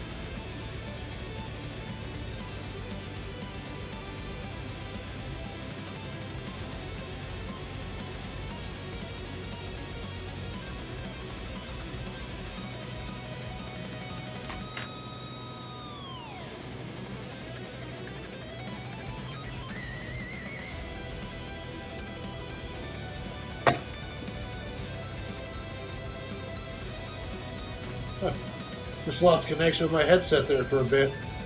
Oh yeah. Yeah, I got it back though. Did you hear anything I said? I was talking about you. Oh no. Oh, okay. Was it bad? Oh, of course. Oh, okay, well that's fine. Uh-huh.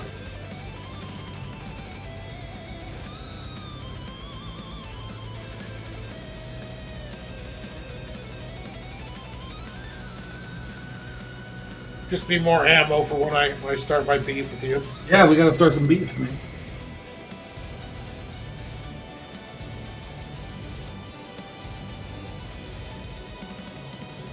Yeah, for sure, Laps, I will.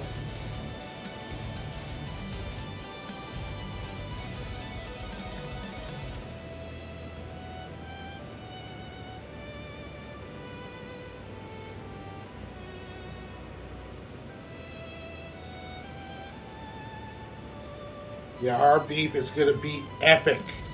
Oh yeah. We're gonna start off with talking about cheeseburgers. Yep. Get everybody hungry. We're gonna live stream from a Golden Corral buffet.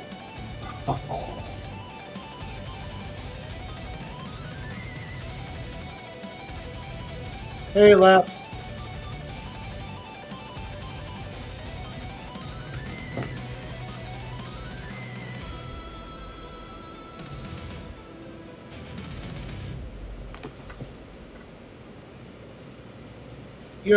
Martha says, I think a lot of my problem is I'm laying a couple bricks on a whole bunch of houses rather than building one than another. Um, let's see here. That's why I want to build up my speed. Make bad comic days coming up so we can beef about who did it worse. Yeah. Yes. I know the one way I handle with all the hat balancing is that above all else, make sure your comic book is getting done. Oh, yeah. Because you can always worry about marketing later. You can always figure out the other stuff later. Just making sure your book gets done is the top priority. Should be your top priority. Yep.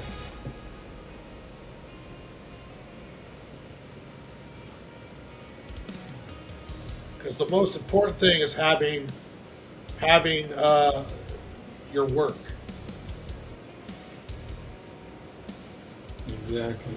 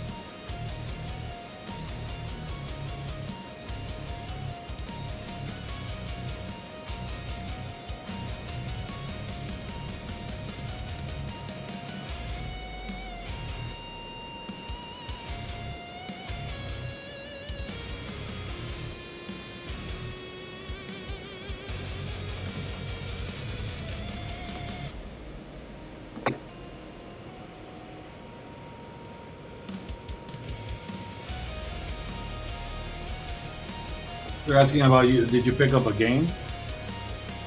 Oh yes, I picked up Dragon Kin and it's already downloaded.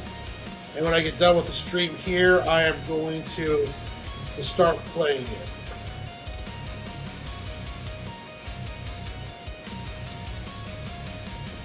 But yeah, I picked up Dragon Kin today.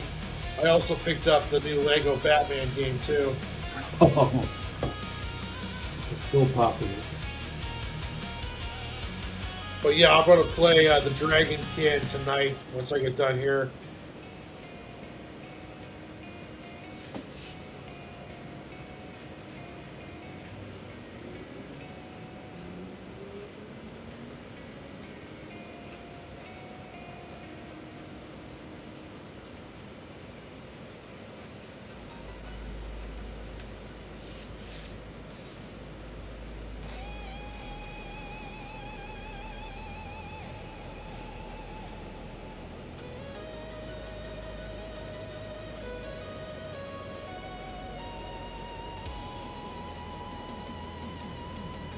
Yeah, that Dragon King game looks like a lot of fun.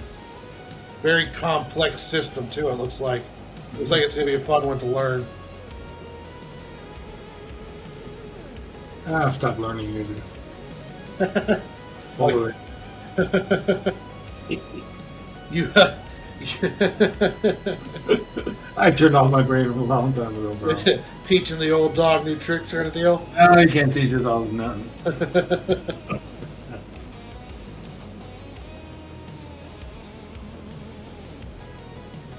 You can't say that now. You learned OBS. Yeah, I was just about to say CapCut. But you know what? I have another issue. That's why I haven't started my my channel yet, because the other issue is CapCut, even though it does save it automatically, I don't trust that. So it's like, okay, well, where do you save it? Oh yeah, here's a file. Okay, cool. Where's this file? And I go by, oh, you got to go here, user here, yes, yeah. C drive, user, yada, yada, yada. Then I get lost. I'm like, well, wait a minute, that's not here. Where's the app data? You know, it's like I keep doing everything it tells me. And then one of my friends told me, oh yeah, it's a hidden folder. The hell? Why does it got to be hidden from me? Are you talking about with like your time-lapse videos? No, the CapCut. What I do to edit, I was editing the intro. Oh, CapCut. When you use CapCut, Yeah. when you're done with your video, go to export, and when you go to export, it has an area where you can pick what file to put it in, and then put it in that file. Well, so have a folder set up with it's like Mad Mel intro, and then put it into that folder, and then you'll know exactly where it's at. well, yeah. There's to the rendering. When you render the whole thing, that's one way. But I'm like, let me just save the project. I want to maybe later, from episode 1, just switch out the image, episode 2, and then just re-render it, and boom, and just keep going that way. And it was like, all right, cool, I got it. But then now it's telling me, oh yeah, it's saves it automatically. I'm like, yeah, but I still don't like that. Where is it being saved anyways? Lab said you could go into your settings and set it up where it saves those too. Exactly. I'm like, I need to just narrow this down where it's to save in one area, and it's good. We're good to go. Yeah.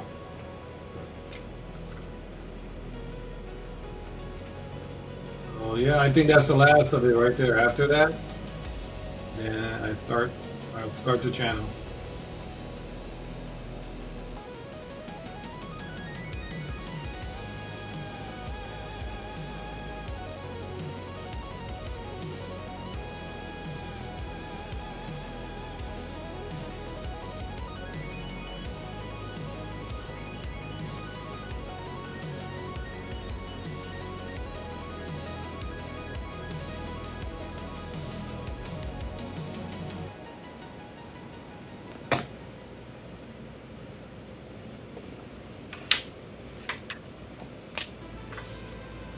Well, you're right, man. That is another learning process, I like the challenge, so.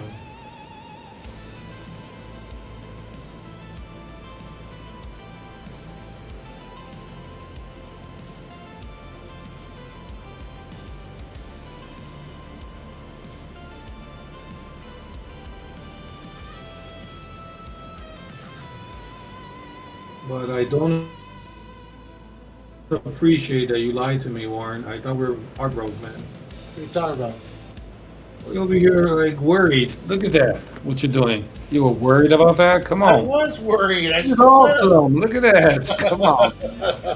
You're a teen, bro. That's what you are. It's like, man, I don't know about this. Yeah, right. It looks great, man. Caligretto? Oh. I love Gully. Man, all of these characters are just too cool.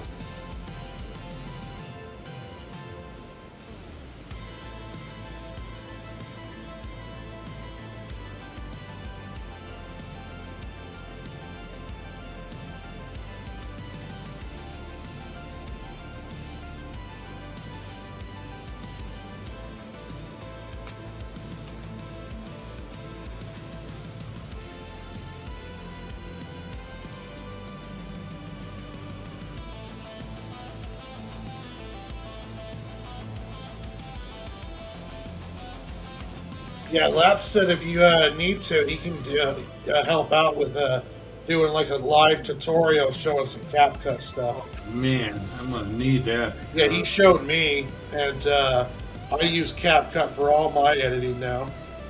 Oh yeah, man, it's very similar to After Effects. I know After Effects, but it's like I'm like, hey, this is a new one. Let me check this out.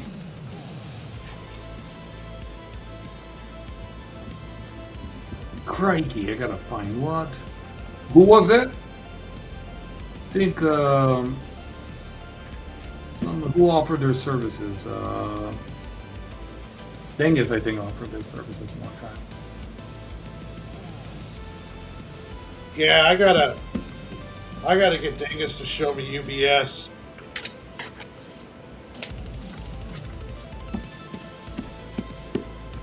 Or OBS, I mean, not UBS. I was gonna say, man, that's something new, bro. Don't scare me now. Yeah, no, I like OBS too. But once you get the hang of it, like, okay. Mind you, I've been, with Photoshop and After Effects and Illustrator, Adobe Design, Oh, Lap can show me OBS too. Yeah, the only problem I have with OBS is I can't figure out how to get the game sound as well as my sound. That's the only part I'm having problems with is with the sound. Because I want to stream like a game and set up the whole OBS so I could be on camera and the game and that stuff, but I can never figure out the sound part of it. Oh, okay.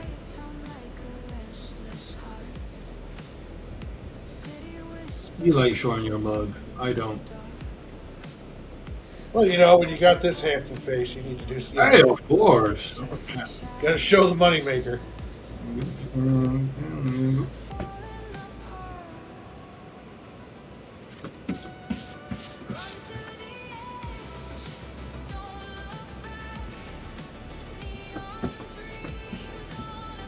Plus, when I started streaming art, I wasn't showing my face. I was just showing just the screen from the Clip Studio. Mm-hmm. And I had multiple people said, like, we want to see your face. What? Yeah, so then I just started showing my face then. Better not get nobody to say that. Hey, block. I'm gonna block you if I can. I don't know. Ugly mug.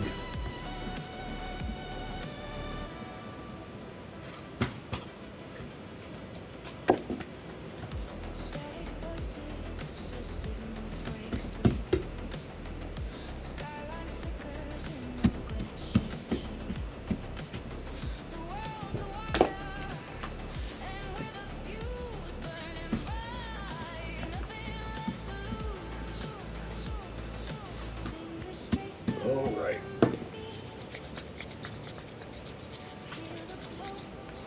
Now let's do some line weights. Mm-hmm.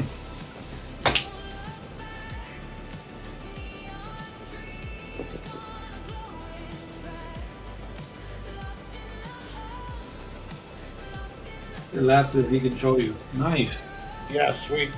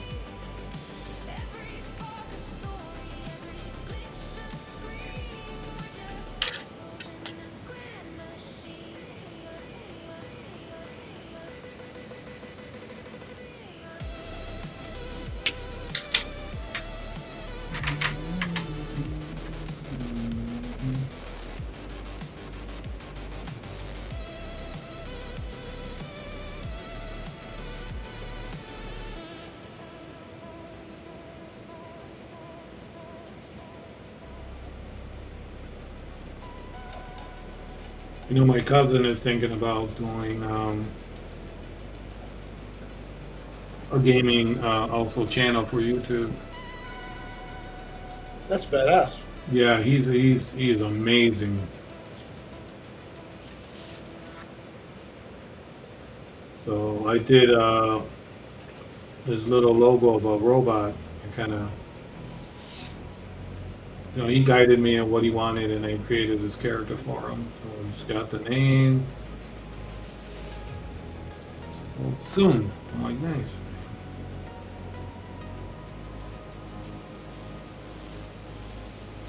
Pursue your passion.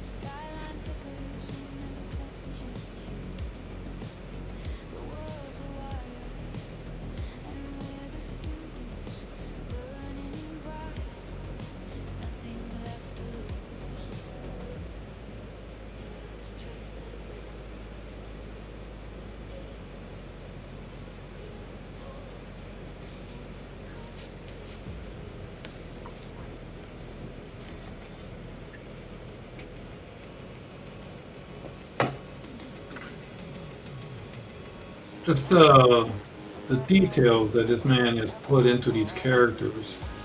These these two cuffs here, you know, one on the wrist, but then he'll do one right there for his actual shirt. You know, it's just unbelievable, man. Dude, it's just another one that's mad. Yeah, like how does he? How does he come up with this stuff? Yeah, it's like, man, dude, it's just amazing, you know. But this is a nightmare when you gotta draw this on a, you know, like, okay, you gotta draw 32 pages of this, 24 pages. It's like, oh, you gotta have that reference with you at all times.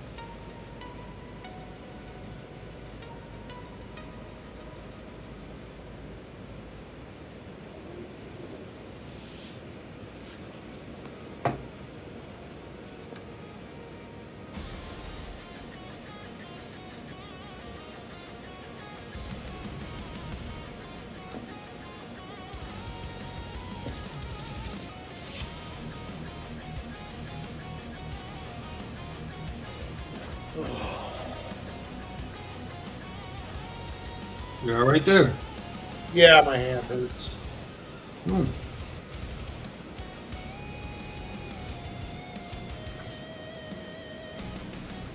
Does that happen often?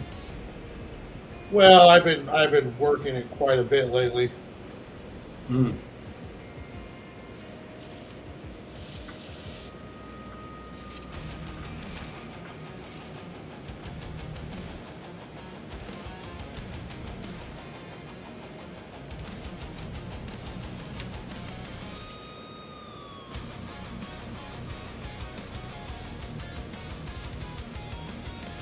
trying to be careful not to overwork it, but Yeah. I got stuff to do. Oh yeah.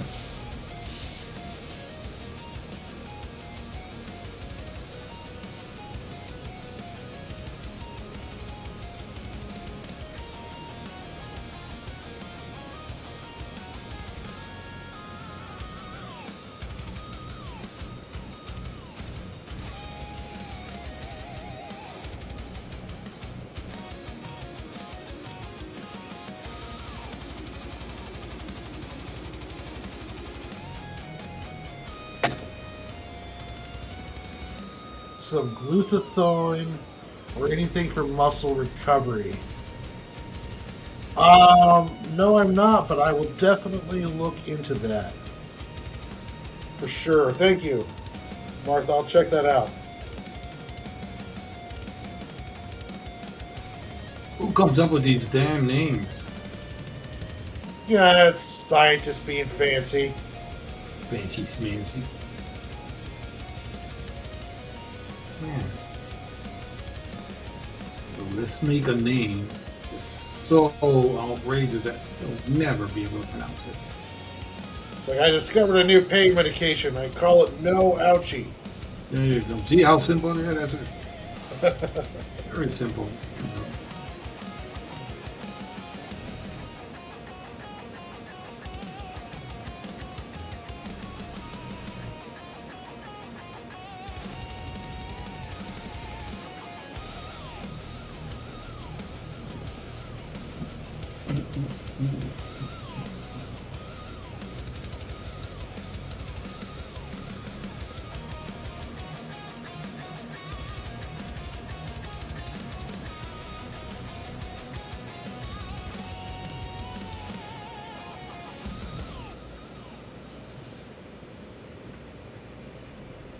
I think this 8 is dead. I have to retire you.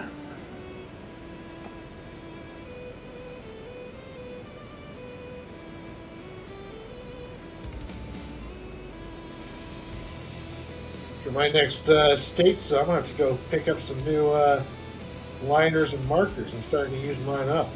Nice. Oh, yeah.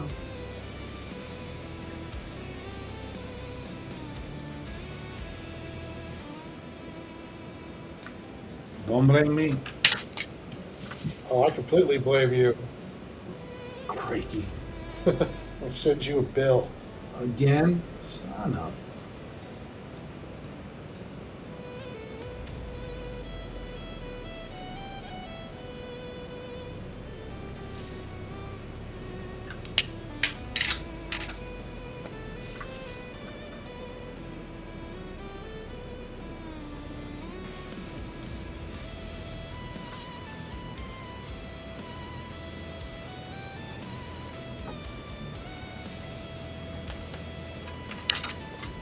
This always gave me these big old baggy pants. So hammer time. Yeah. Oh yeah. Yeah, I was like, dude, it's just everything worked. Just everything he was doing was like, my goodness. Even Calibretto's got the baggy pants on. Yep, it's just everything freaking works. You're like, oh, this is outrageous. It works. He made it work. Don't know how he did it.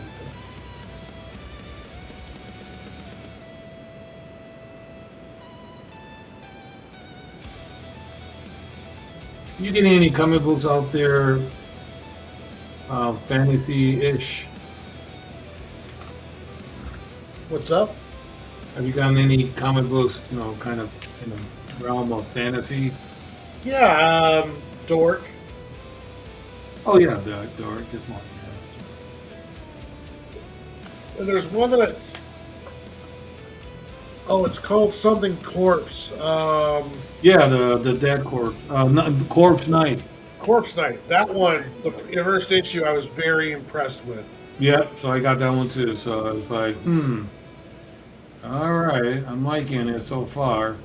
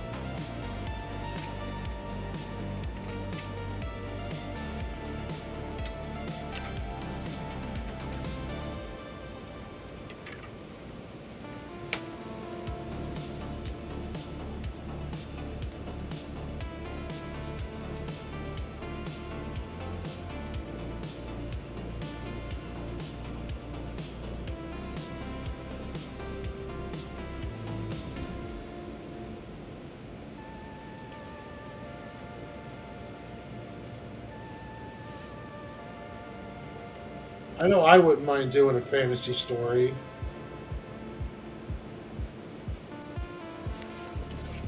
Yeah, it's not easy, man, you know. But at the same time, there is a lot of liberty you can take with it, fantasy, so you don't have to do buildings like a city block, or and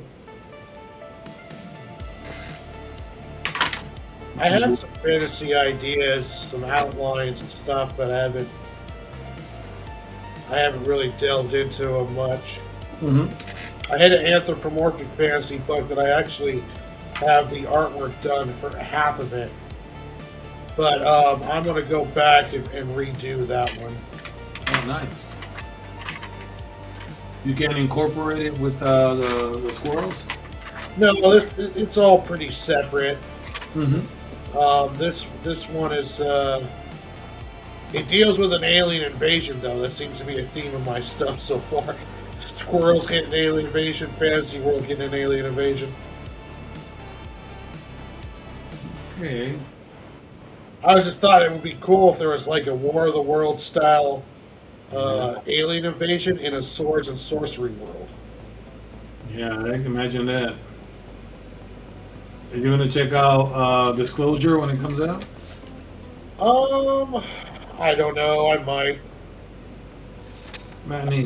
Part of me feels like that movie is only made to prepare us. The Green Men. To get us more comfortable with actual real disclosure.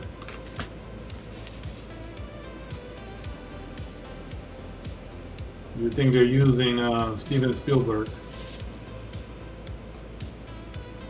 Well, it's not unheard of for them to do that in the past. Got that right. And you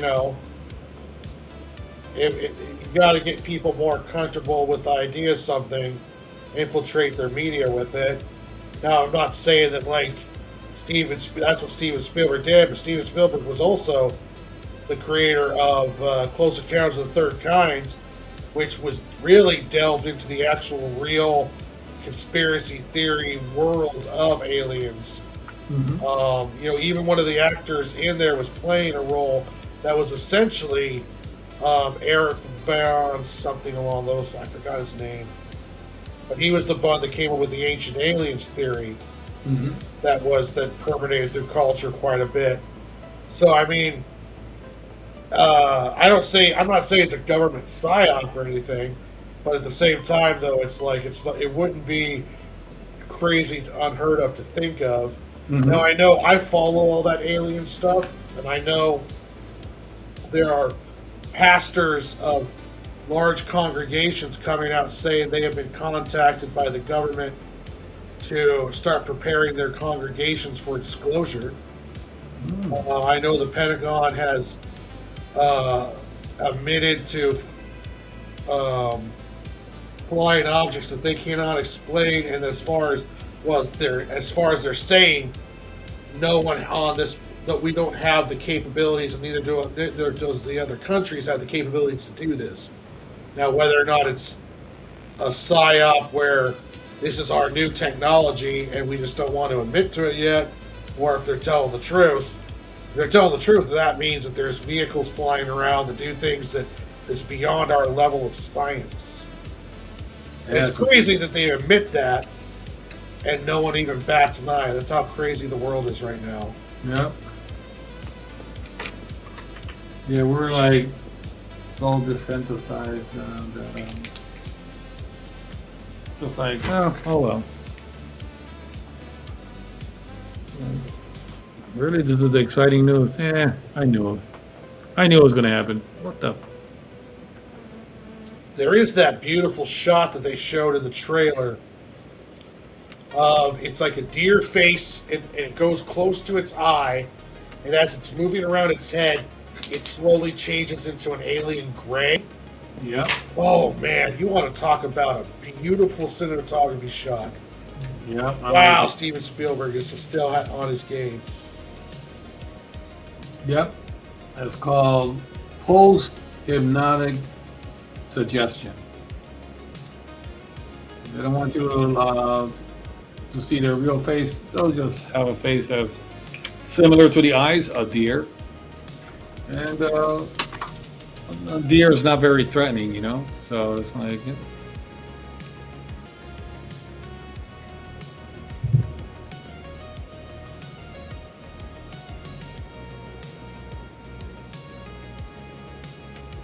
So yeah, it'll be interesting. I've heard good things about the movie so far, like the early release buzz about it. Mhm. So it'll be interesting to see how it does. Oh, step that way.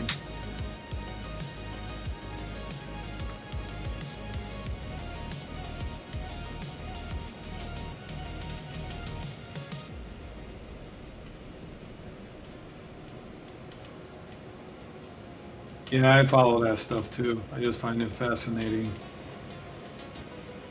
So did Spielberg do? Let's see, he did Close Encounters.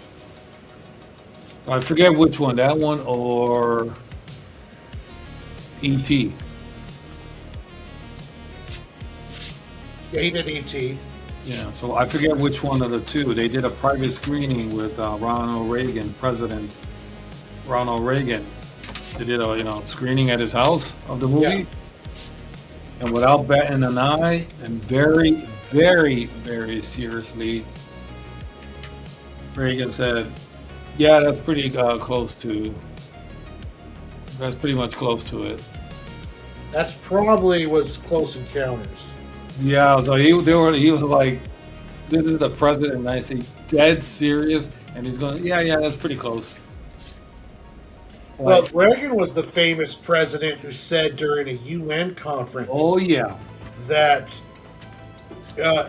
in this world we'd only be able to unify as a human race is if we That's correct. discovered that there were other creatures out there in the space or something along those lines. I'm paraphrasing, but oh no, I remember it too. Yeah, how we will unite as one nation if there was another threat from somewhere else. it's like, what the hell are you talking about, old man? Like, Yeah. someone needs to ask him to clarify that.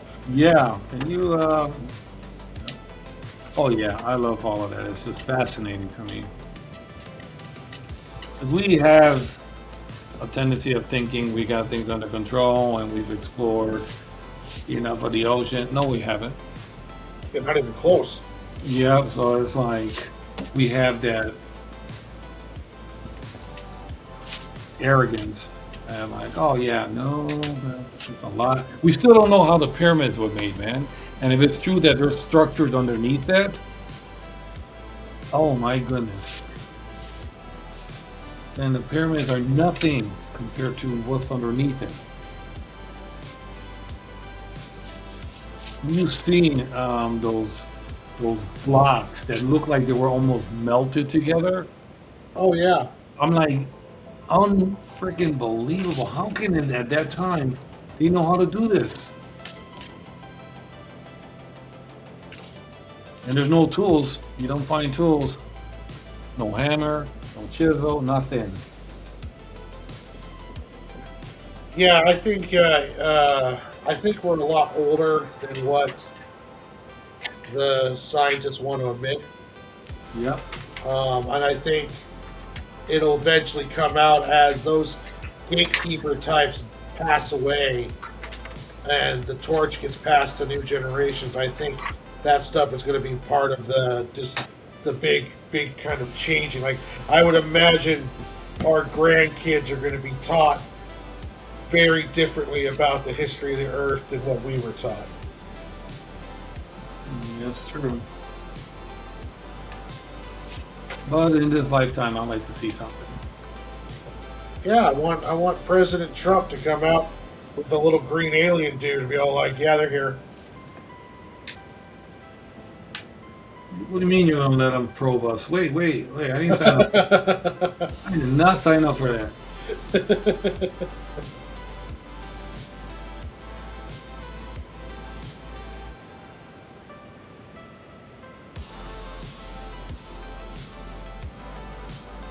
Well, yeah, some of their techniques have been replicated, but there's things like there's these granite vases, Martha, that have look like they're cut out by a CNC machine, and you can actually see like the tool like The marks groove. on them that would be the same as if you use like a CNC.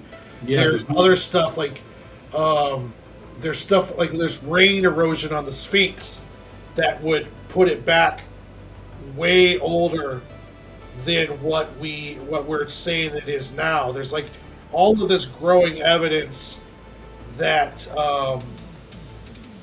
that some of this stuff is way older than what we think it is.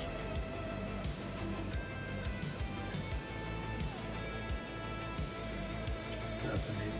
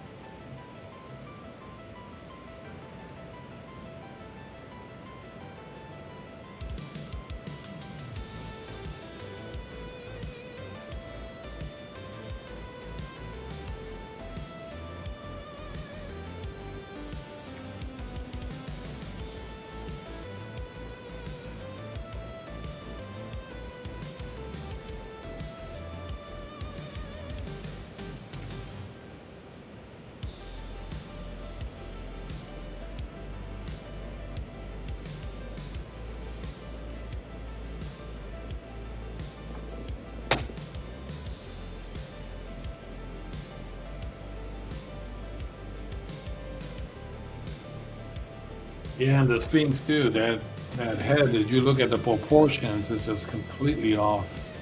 How Well, can you there's be so accurate and then be so completely off with the portion? Because it wasn't a. That's not the original head. yeah, there's some people who think that maybe even that there was some kind of bigger head on it, Yeah. and then one of the pharaohs was just like, "Wow, I want you to change that to a different head." Yeah. They found those that labyrinth underneath the sands. That's kind of filled. I believe it's filled with water now Hmm. that they can't get into because Egypt won't let them. The ground penetrating radar stuff found those columns under Yeah. one of the Great Pyramids. You know why the Egyptians are doing that, right? Well, they're huge gatekeepers. Yeah, and at the same time, they want that legacy of that we created this. No, you didn't. This was done before. You guys just stumbled upon it, but they didn't create this.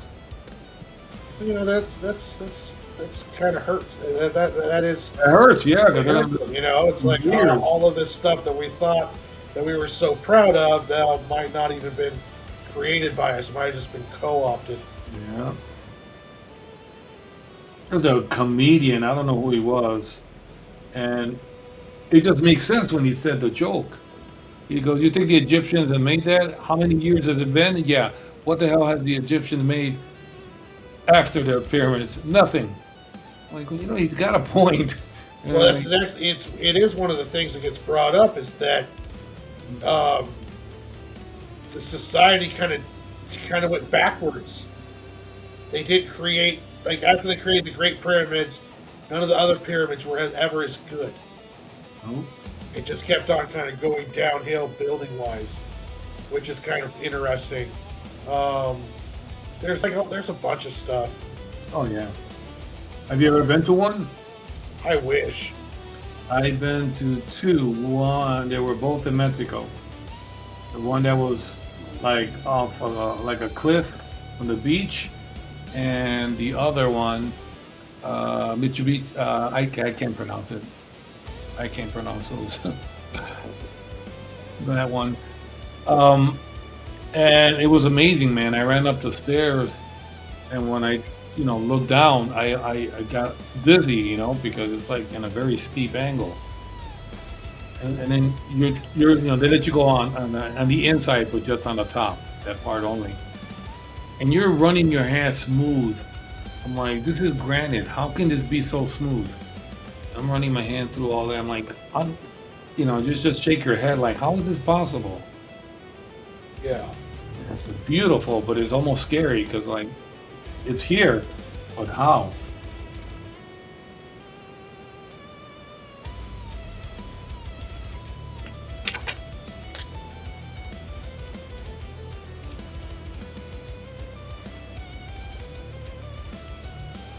I'd like to visit the one in Egypt. That's the one I like to visit. Yeah, I would like to there also. Where's that one at? There's a few that I'd like to go visit, but I probably never will.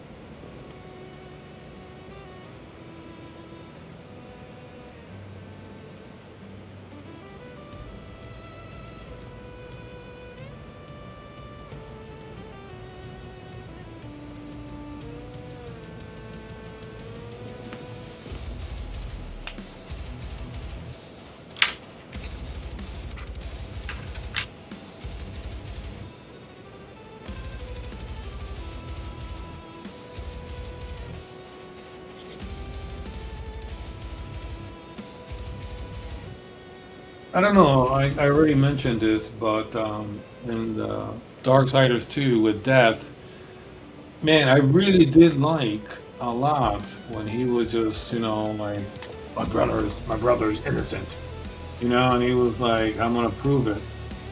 You know what I'm saying? Where usually Yeah, I'm doing something else and a vengeance or other. No, he's like, I'm gonna prove that he didn't do this. And I'm like, that's pretty cool. You don't typically see that. yeah, it was a cool storyline. Especially the ending part there where, yeah, I liked it. Wish we would have gone more. Like what actually happened to Death.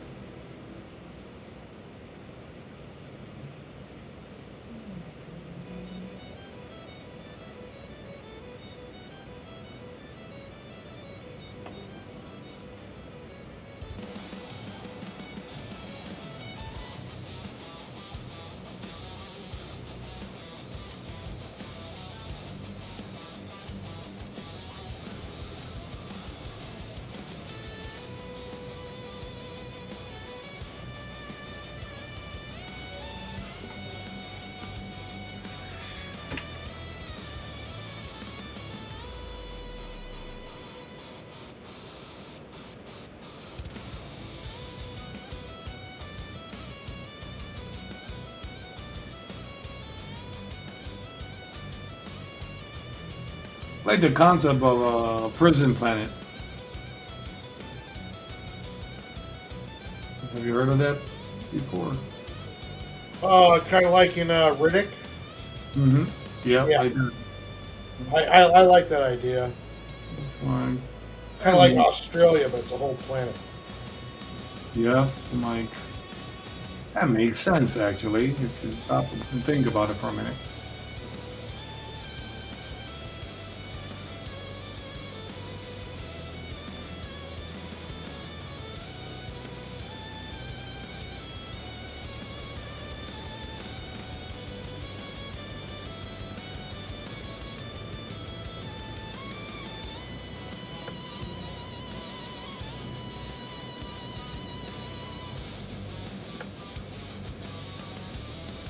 I like the idea of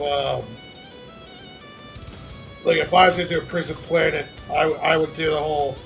Essentially, you just get dropped there, and good luck surviving. Yeah, like the Predator. Yeah, yeah, I like that idea. I like um, I like the idea of it's just like this place is just so effed up. We're just gonna drop you here. You have no way to get off of it, and good luck surviving. Kind of like there's that movie. What was it called? The one. Oh, what was that called? Yeah, Jet Li, the one.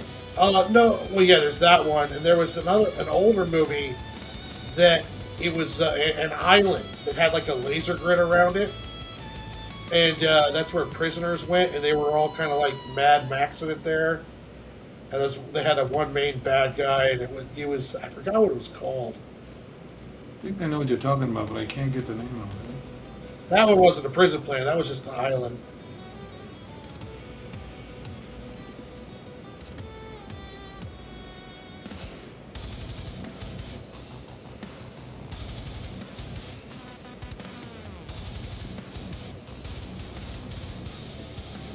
But that movie was pretty good. But yeah, the idea of a prison planet is pretty cool.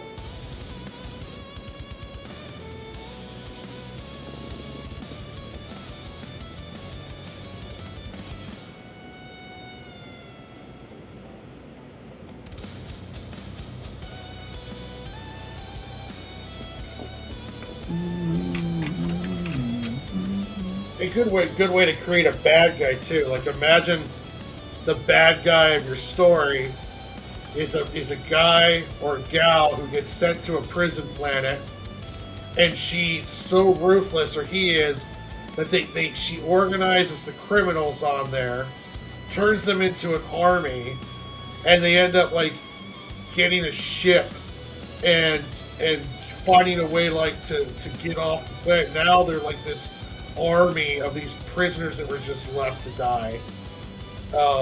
Now it's a full-blown threat to your story. Mm-hmm. I like it.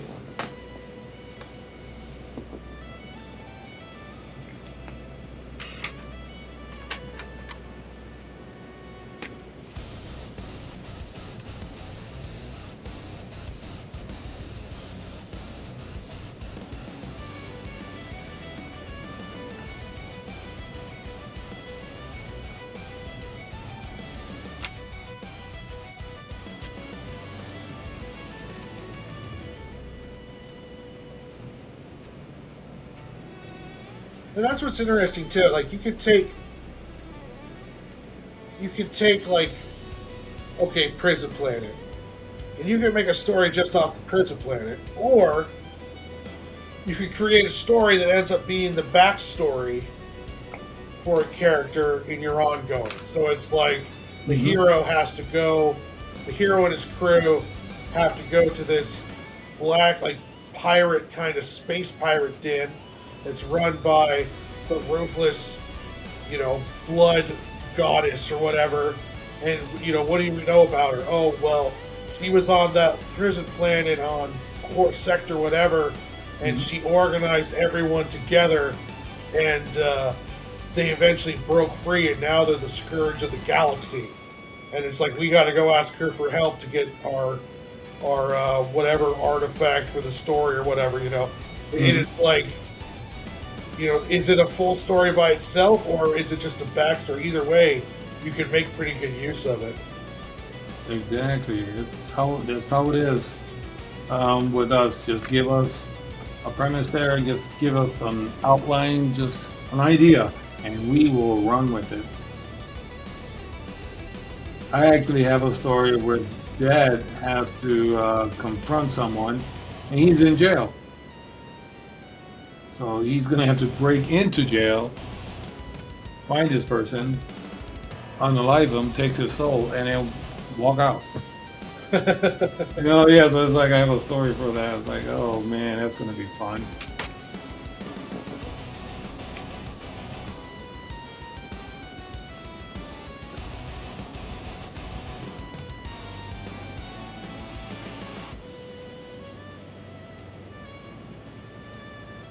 So, Dead in his human form, does he like communicate with the Reaper, or is he the Reaper?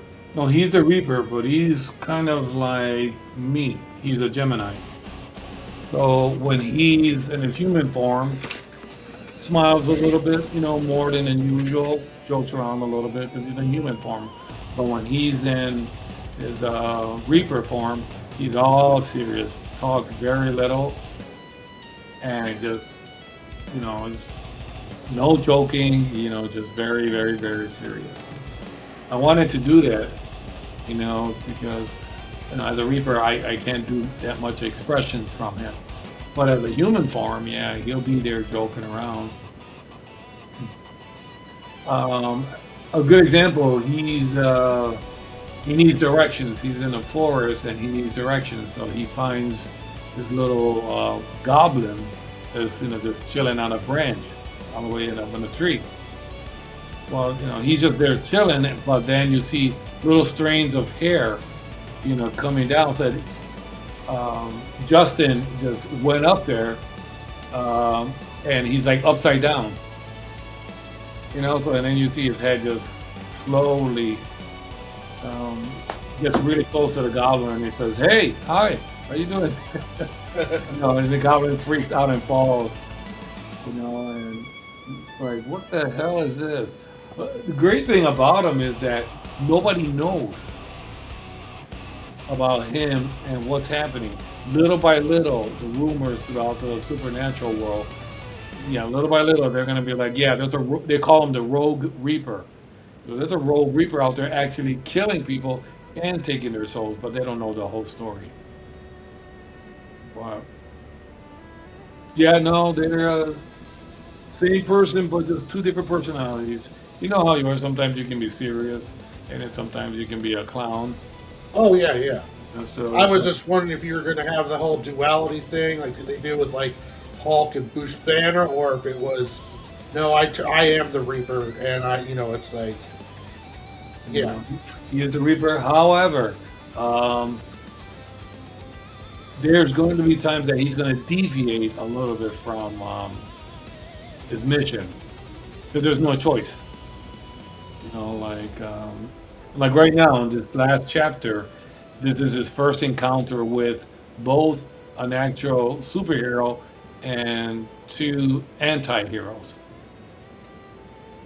So, they're like, oh, well, he doesn't really have time for them, but he's going to have to deal with them. Yeah. So, yeah.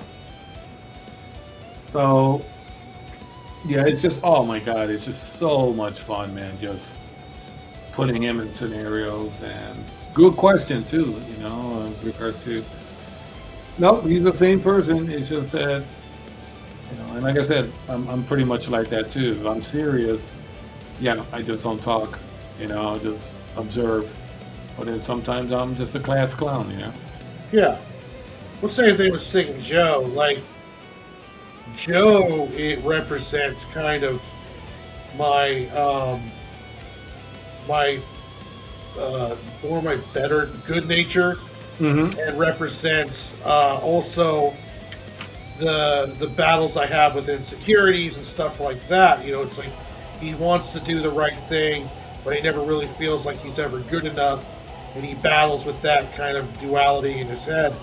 Sig is like more of my caustic kind of personality, where it's like Sig believes that everything is kind of, nothing's real. The money system, the banking, the government, all of it is just games that we play in order to kind of keep some level of consistency in society.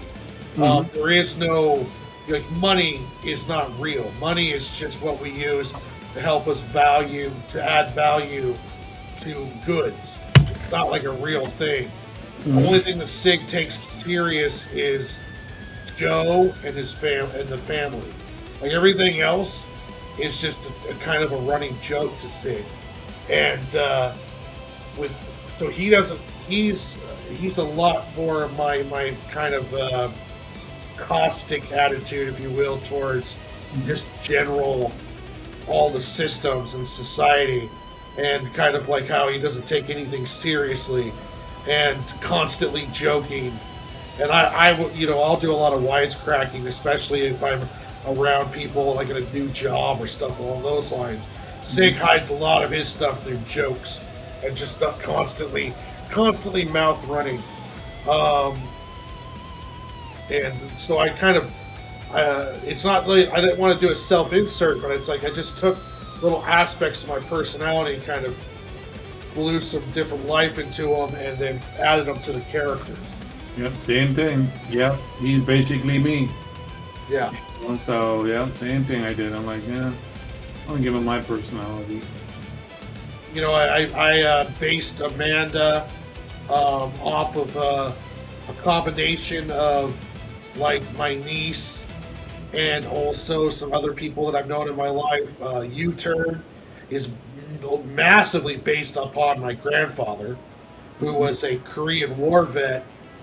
And when we were growing up, all we ever knew was super nice grandpa who always told us to do the right thing and kind of held us to a bit of a standard. Mm-hmm. When I get older and he passes away, I find out that he did not live up to that standard he was teaching me.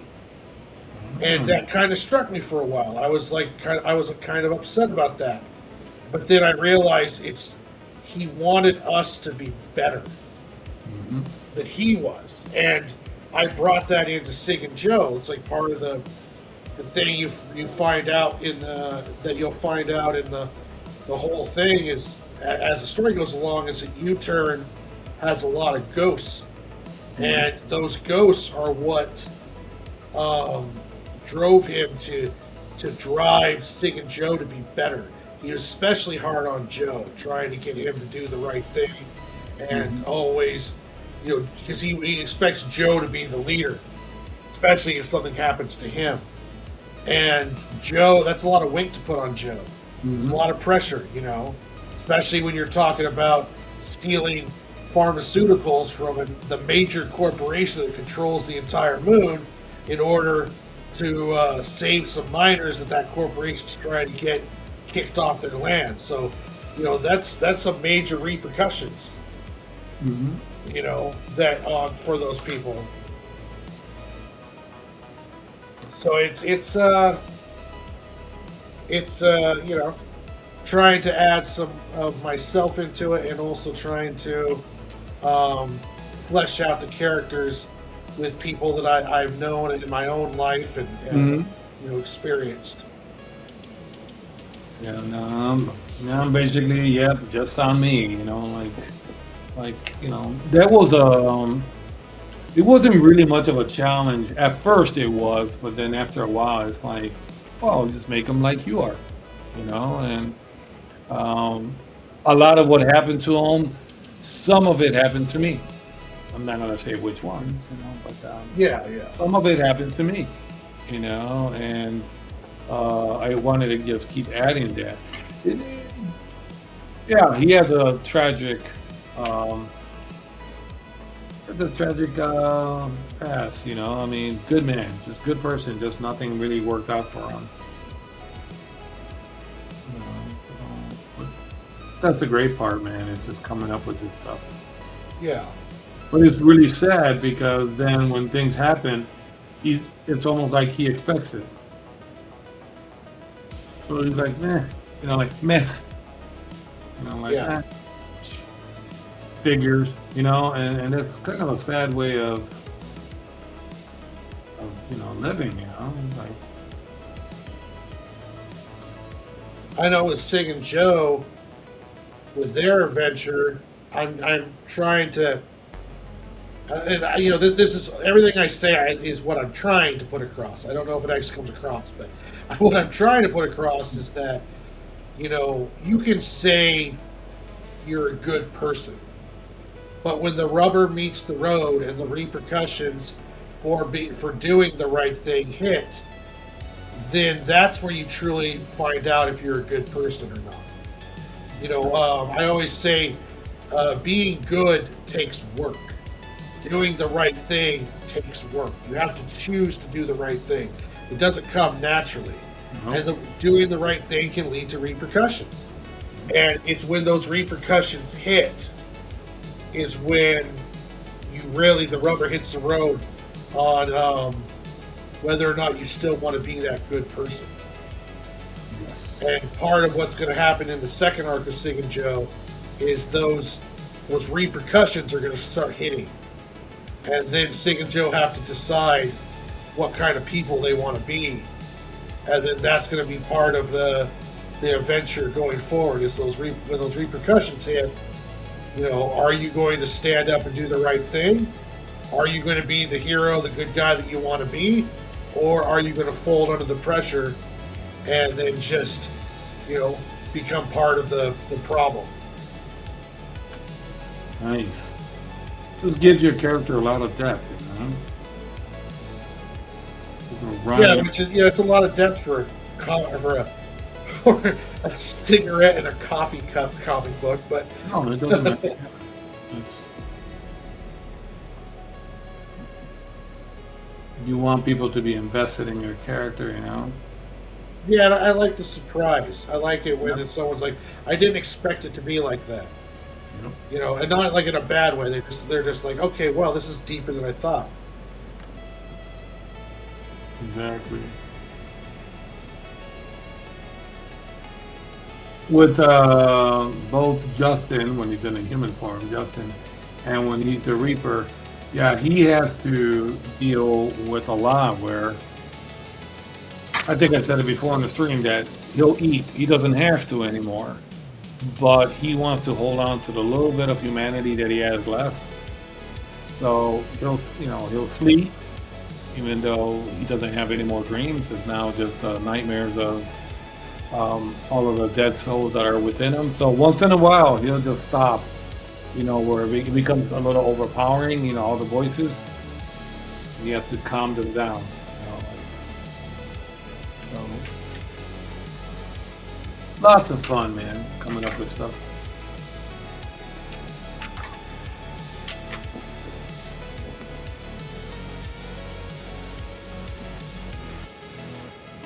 It adds a really interesting area to the character too, because it's like he's battling to stay human. Yep. You know, he doesn't want to lose his humanity in all of this. Nope. But he can feel it, little by little. The more he goes, and he finds these people, the more he exacts the revenge. It starts eating away at him little by little.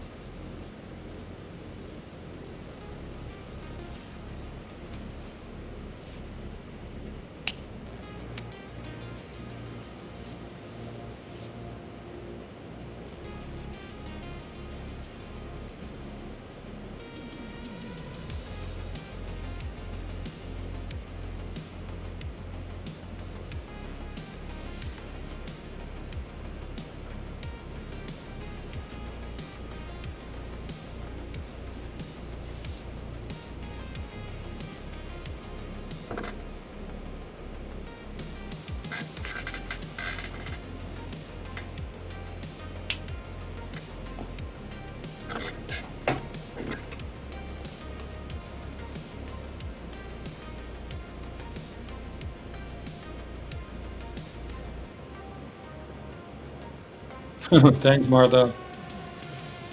I have to pull back with the rendering because I want to keep going and I overdo it. And then I'm really upset with myself later, like, oh, why did I do that? I should have just stopped. And I'm trying to, but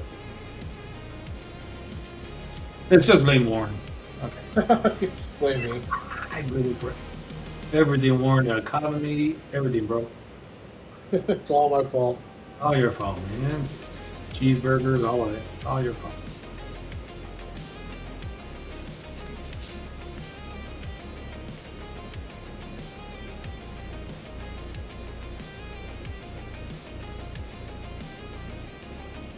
But I knew too, Warren, coming up with this character, it's like, okay, it's gonna be almost one-dimensional, in regards to he doesn't joke around and he's very serious all the time, so I just kind of knew.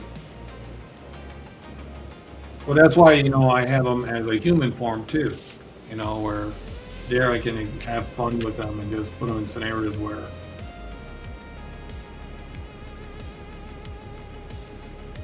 Is he going to get a love interest? No, but however, Anna, the psychic that he meets, yeah, he'll appear to her in both forms. Well, sometimes the human one, she freaks out because she only knows him as the Reaper. When he shows up to her as a human, she freaks out like, well, who the hell are you? Like I never met you before. Yeah.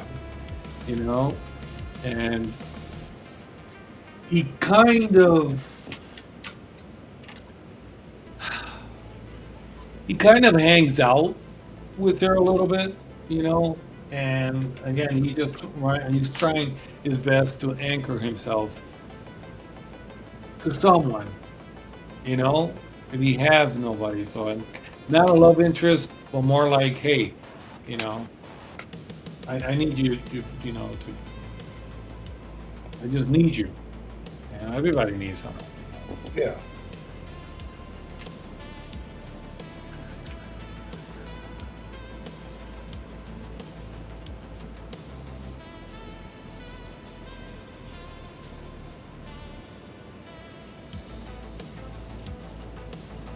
Yeah, I've got love interest for both Sig and Joe.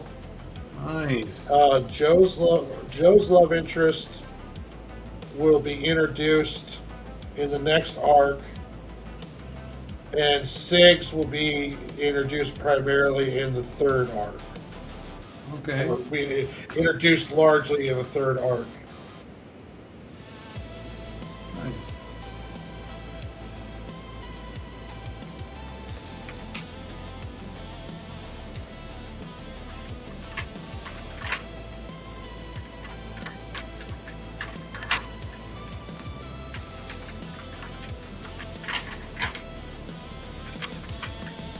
Yeah, I want to keep him a mystery for a while, where they don't know what he is. So and I want to keep that going for a while.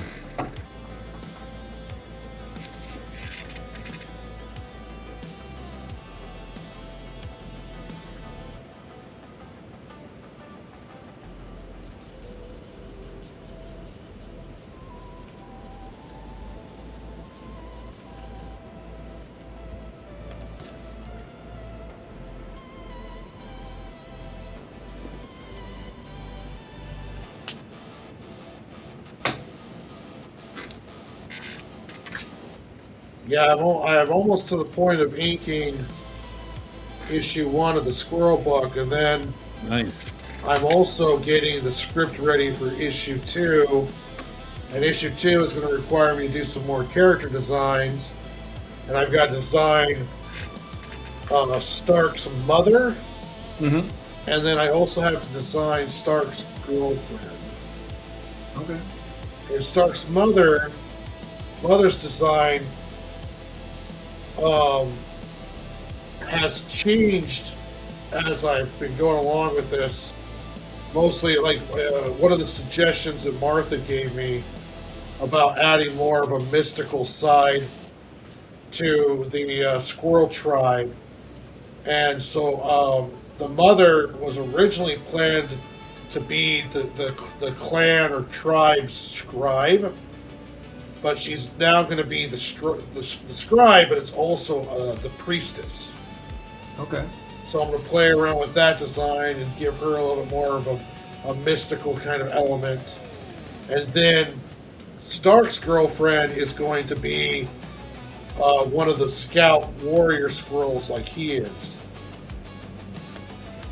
And she's going to be a fighter herself. And I've got some cool stuff planned for both of them. Nice. It's just so much fun.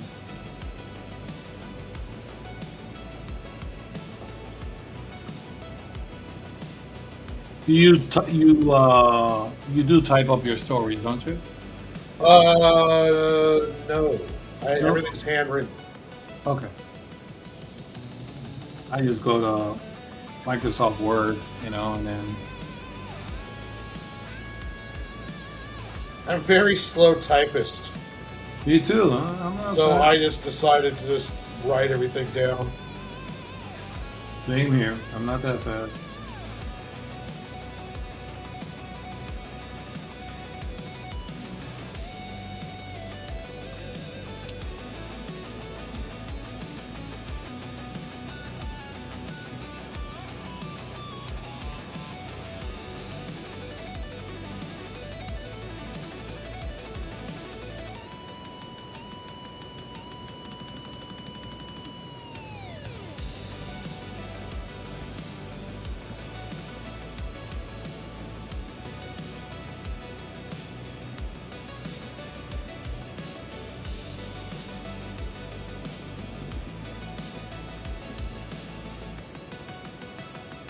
He does look like the younger brother from Full Metal.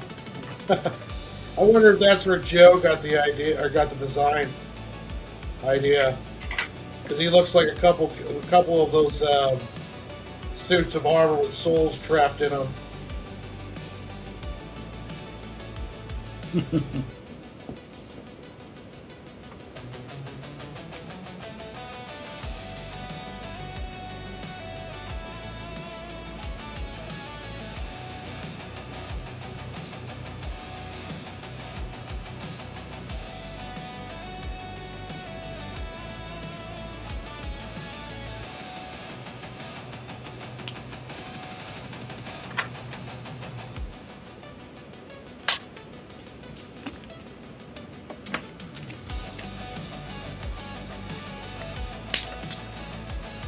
Ooh, Galareto's looking mean.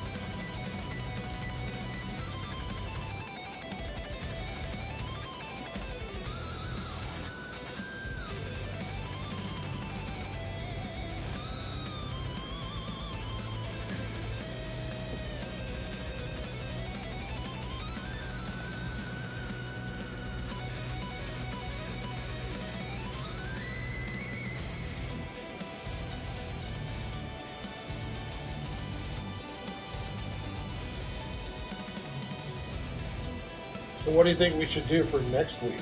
Oh man. Yeah. Actually,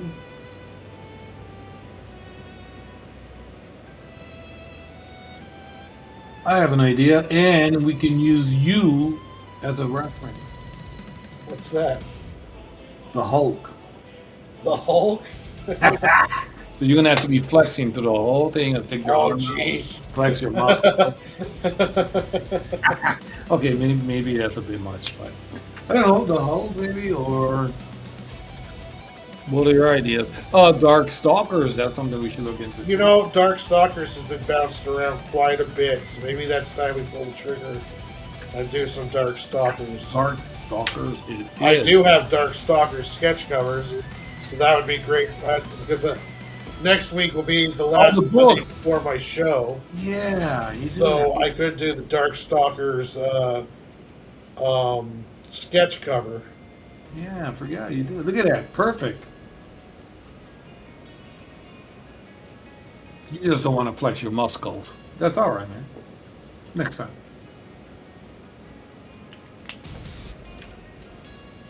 Not much muscles flexing right now. More jiggling. There's more jiggling going on than flexing. Oh my goodness.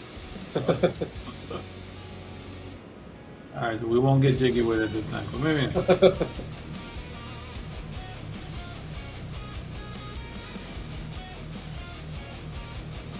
Speaking of, man, there's another artist out there that wish you would come back, man, but I don't know. Dale Keown, man, I wish you would do some more pit. Yeah.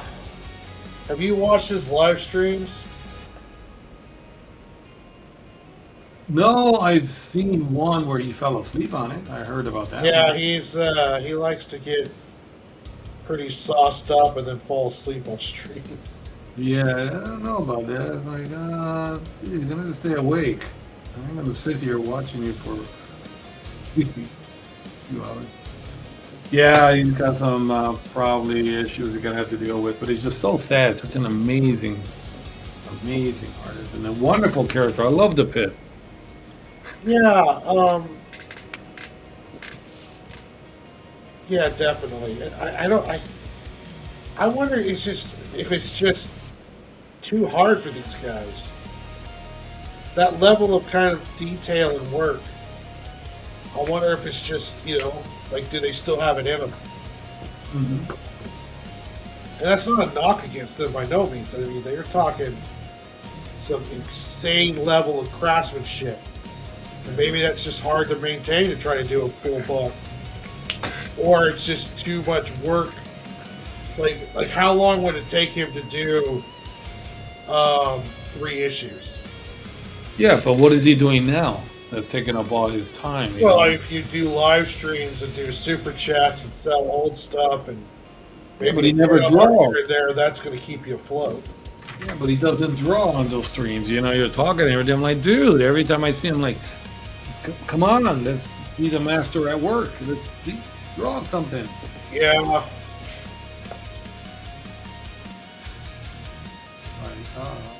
You don't just sit there and talk. Come on, man. Let's just see some artwork.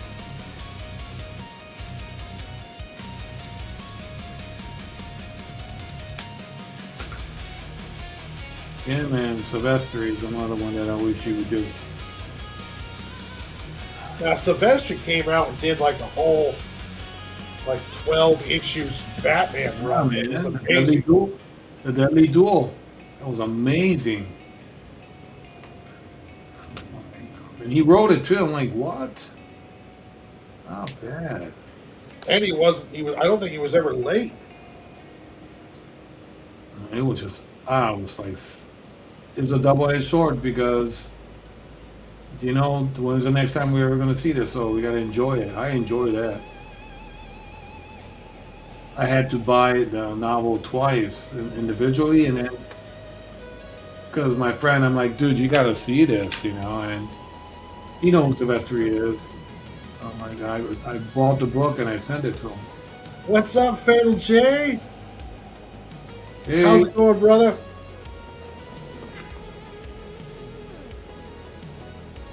Fatal J is an awesome writer and YouTuber, and Nice. has his own channel. He's a really cool guy. I've done some work on his book. Nice, baby.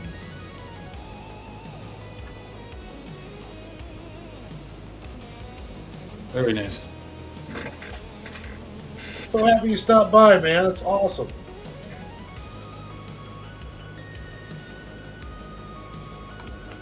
Well, did he ask where is Joe Mad?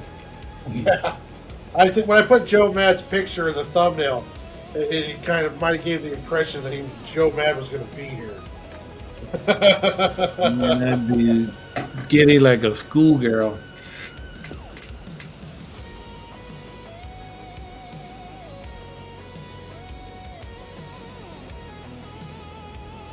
Yeah, what was he on? Ink Pulp? Yeah, he was on Ink Pulp I recently. like those guys. They're pretty funny. Ink Pulp's a good podcast. Yeah, I like them.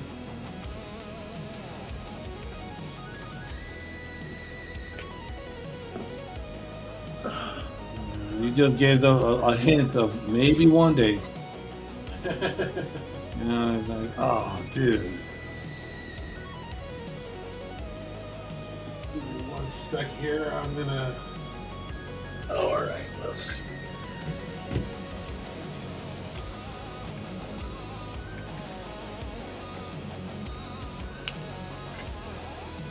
All right.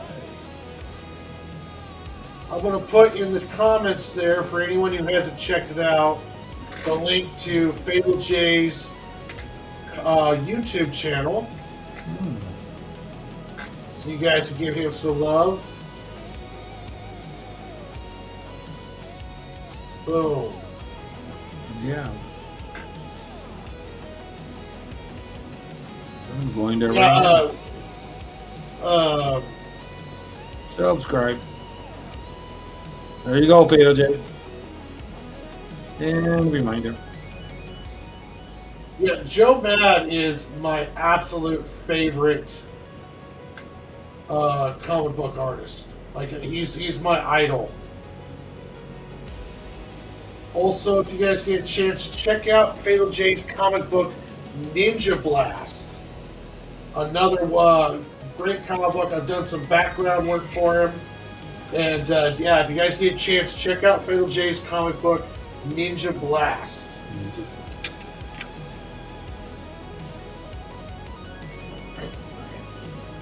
But yeah, Joe Rogan is, or not Joe Rogan, but Joe Madureira he's just my absolute favorite. Yeah, it's. I love stylized art too, and his is just Oh, yeah, there's amazing. a few out there, that are just very nicely stylized. But I've been watching his work for a long time, and I just seen the evolution of his art style going very manga, and then just little by little he started getting more and more, a little bit more realism into it, and it just, what a beautiful blend, I did an amazing. Remember when he did with the Marvel, with the Avengers, when he had when Spider-Man was in there. Oh, you're talking about the Ultimates 3? Ultimate. Oh man, That was so good. that Spider-Man looks so good. I'm like, oh, put this man as new Spider-Man up. And when he did the Wolverine along with Elektra, it's like, oh, just amazing looking Wolverine. Yeah, Joe Mad should have got a Spider-Man title. He did so well every time he had Spider-Man in a book. It was amazing. And the thing is that he judged women just as equally good, if not better. Oh, Fatal J says Ninja Blast 2 is dropping in 2 months. And he says that I helped to make his book bigger with world building wise. Thanks, brother. You're welcome, man, and thanks for having me on, too. Nice, congrats. Oh, awesome, man. Yeah, definitely, Fatal J. Show me that stuff tomorrow. I'd love to see how it turned out.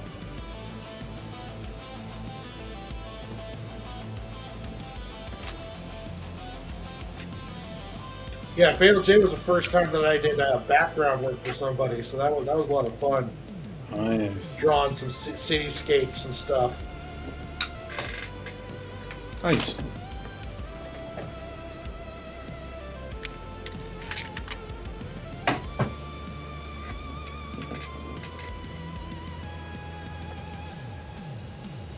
Drawing those cities for Fatal J made me want. It's like, man, I need to draw a comic book that's in the city.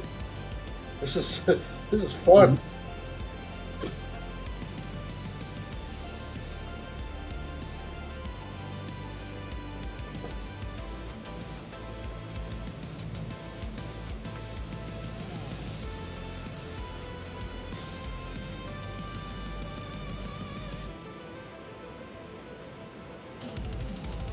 Now, in 2 months when it drops, are you going to Fatal J? Are you going to drop it on Kickstarter? Because if you are, I'll make sure to promote as much as I can for you.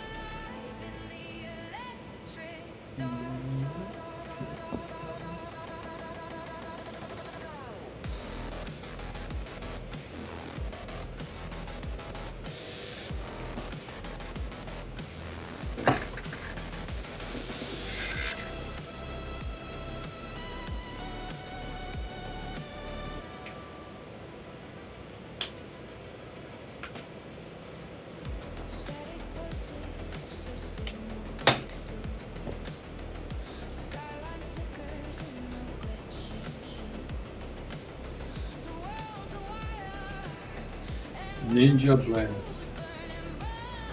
Yeah, Ninja Blast.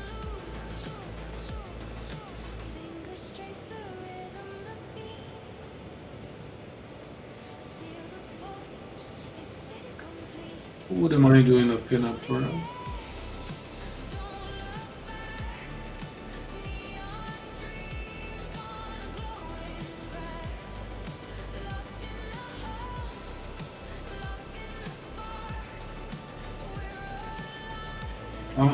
I'm sorry, a little quiet here. I'm on his YouTube channel right now. Oh, okay, cool. Yeah, nice. He's got a lot. Oh, and he does a lot of videos and cool stuff, so Yeah. he's a cool one to follow. So what? Part what is coming out? Part 2? Part 2 is getting ready to come out in a couple months. And I did like 3 pages of background and then a cityscape background establishing shot. I did a double page spread of the city area, and then I did I believe it's the final page on a rooftop overlooking the city. I did the cityscape of that. I'm trying to see if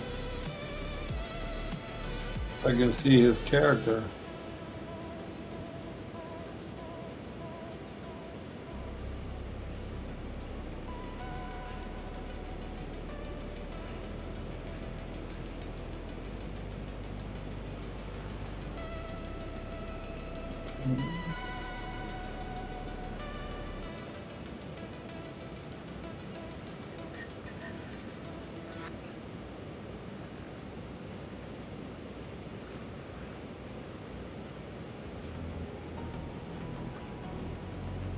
Yeah, if I ever get that review show or that interview show going, he's one that I would ask to see if he wanted to come on.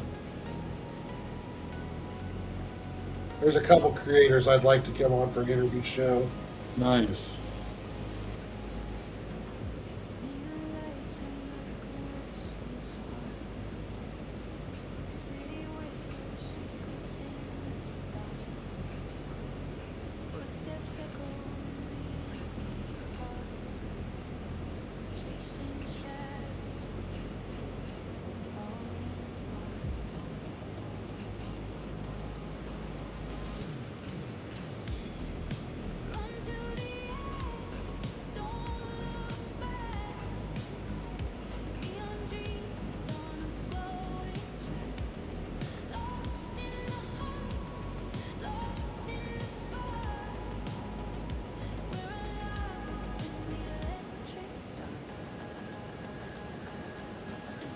All right, I found a video with the character.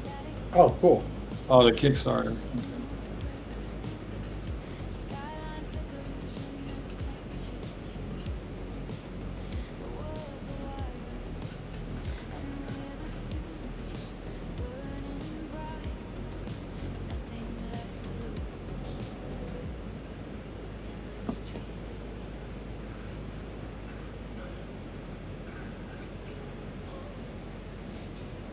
Nice.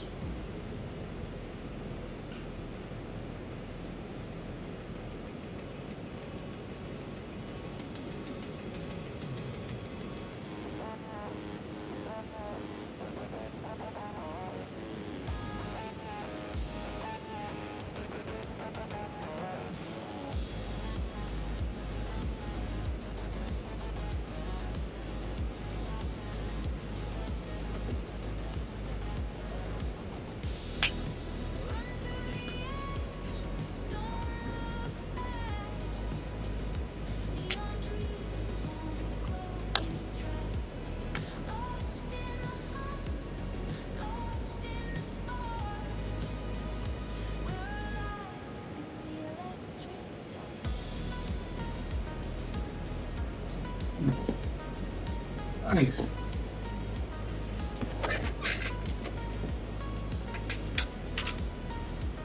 No, he never has, Martha.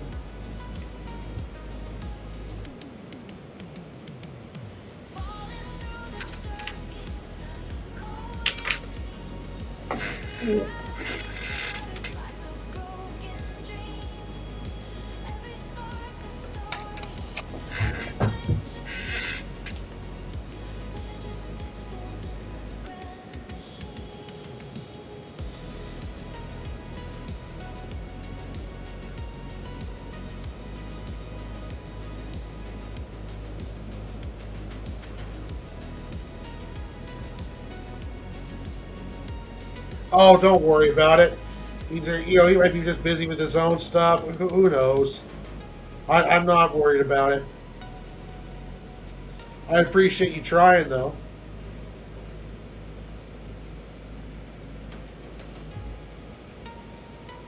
I am going to be on a show next Saturday. Nice.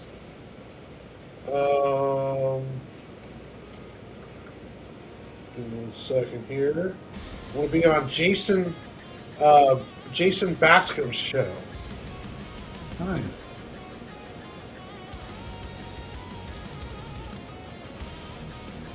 Excited about that.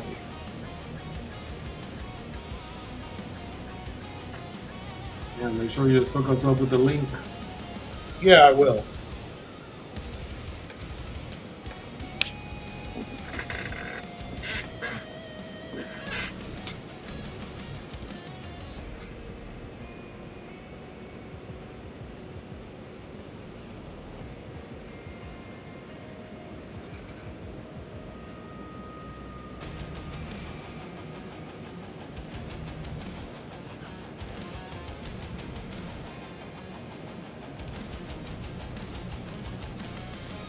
Are you going to try to do any shows when you get closer to releasing Chapter 2?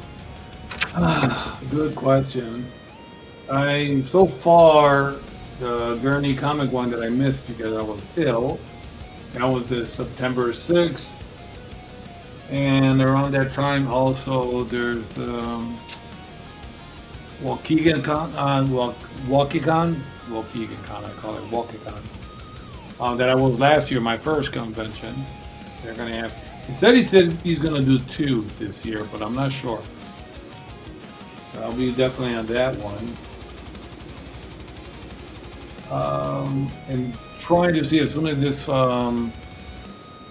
graphic novel is done, number 2, my local comic book shop. Just do a pop up there. Oh, that's cool. Yeah. Any YouTube shows? Nope, no YouTube shows. Only get mine started. Every time I'm about to, something always happens. Like okay. Yeah, I think the latest one was just that, where is this cap cut, saving this stuff, and I can't find it. So.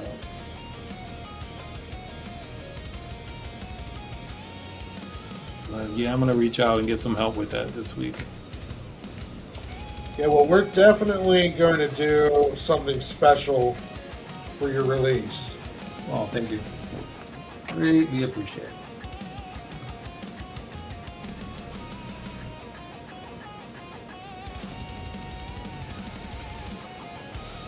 I think we should probably do a couple special things. We should do a full-on, like, pre-recorded review or interview with you, and then probably do a live show for the actual unveiling. Cool. Yeah, that sounds like a plan. You just want to show me, you want my face to be shown, that's all. Yeah, of course. Show me the ugly mug. Yeah, the world needs to see your pretty face. Ew. Purdy. He purdy. Pretty ugly. No, I greatly appreciate it, man. Yeah, that's. Oops. And the thing is that when you know this already, man, you just look at all this hard work, all that time you put into it. It's such a satisfying feeling, Yeah. Yeah, it's like, wow, look at this. And that's, it'll be nice to kind of celebrate that. Yeah. Yeah, I remember when I did my first one, I was like over here, like celebrating myself, which is all good, It's all good.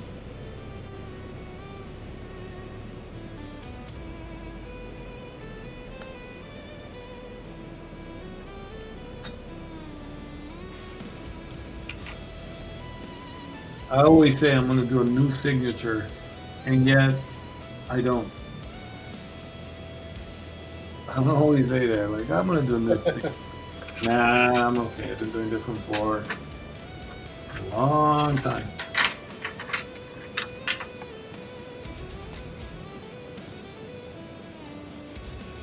Nice job, though. I like that orb around the wizard. I like that. Yeah, you kind of force feel like. That was fun. Okay, so let's just go ahead.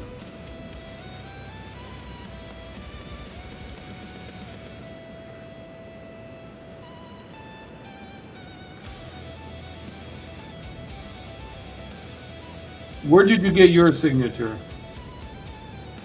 Oh, it's changed so much over the years. Mm-hmm. My newest one is I was doing a WB in a lunchbox. Then it turned into an LW or LBW in a lunchbox. Then I was like, you know what? I'm just going to do a stylized LBW, and then it just keeps changing and growing as I go along. Mine was a long time ago. I had a friend that kind of borrowed, let's say, a black book from a graffiti artist.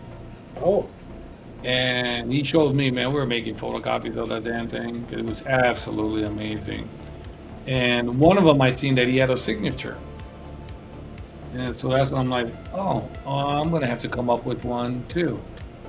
And I used to be like really into yeah, graffiti back in the 80s. And so, you remember I was a Phantom Bomber? Even then, Warren, I knew.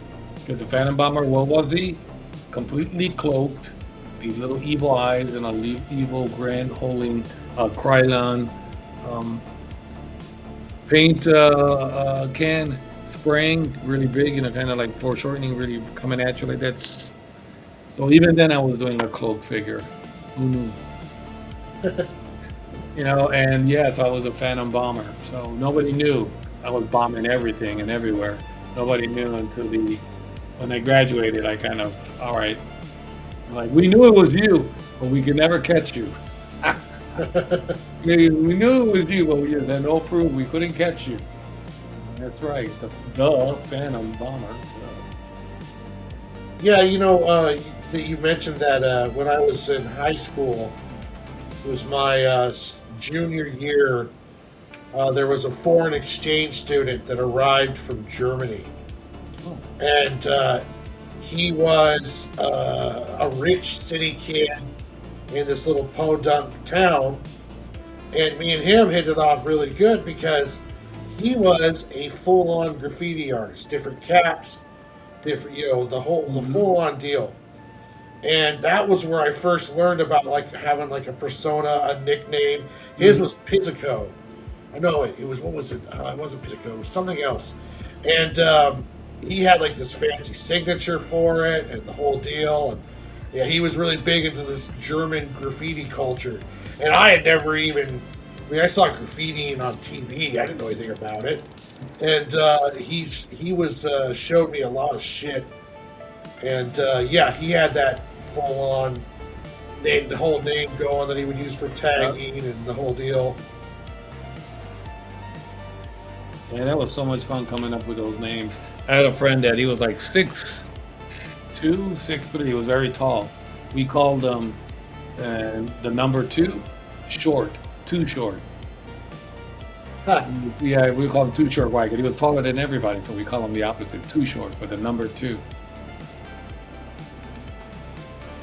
That's awesome. You know what? We're gonna go old school for a second.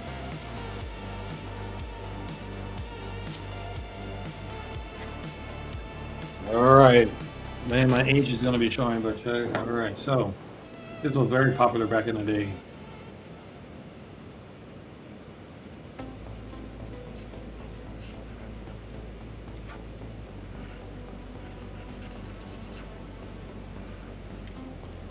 Remember that? I don't know.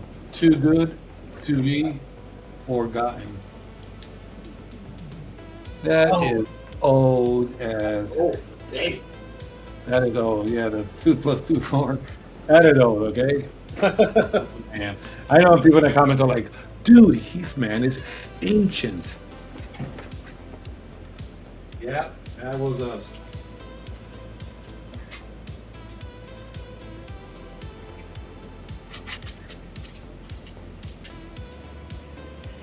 Oh, all right. He looks amazing. And death is just waiting for him right there. You made Joe proud, okay? I hope so. Oh, yeah. He's gonna be like, dude, you should get him to do my book. Oh. That would be happy. Say, hey Joe, how do you feel about drawing coffee cups and cigarettes with arms and legs? Oh, wow. Yeah, you know what? That would be epic to get an artist that caliber, that professional, and to do your character. Wow. Can you imagine him doing a Sig and Joe or a Squirrel? Cover would be amazing. Yeah, right. If you had to pick one other than Joe, who would it be? If I had to pick characters other than Sig and Joe? Someone to draw your character. Yeah, say again. Oh, other than Joe Mad? Yeah. Humberto Ramos. Wow, Umberto, what a style that he had. You know what? He was one of the few when he was doing Crimson for Cliffhanger Image. He was the one that finished his whole series. Yeah. Out of the three, remember? It was J. Scott Campbell, Joe Mad, and it was Umberto with Crimson. I loved Crimson too. Yeah, that was a lot of fun, man. I was like, but he was the only one that was like finished the whole series. And you want to talk about a awesome Spider-Man artist? Alberto did amazing Spider-Man work. Yeah, he did. He did a wonderful cartoon style.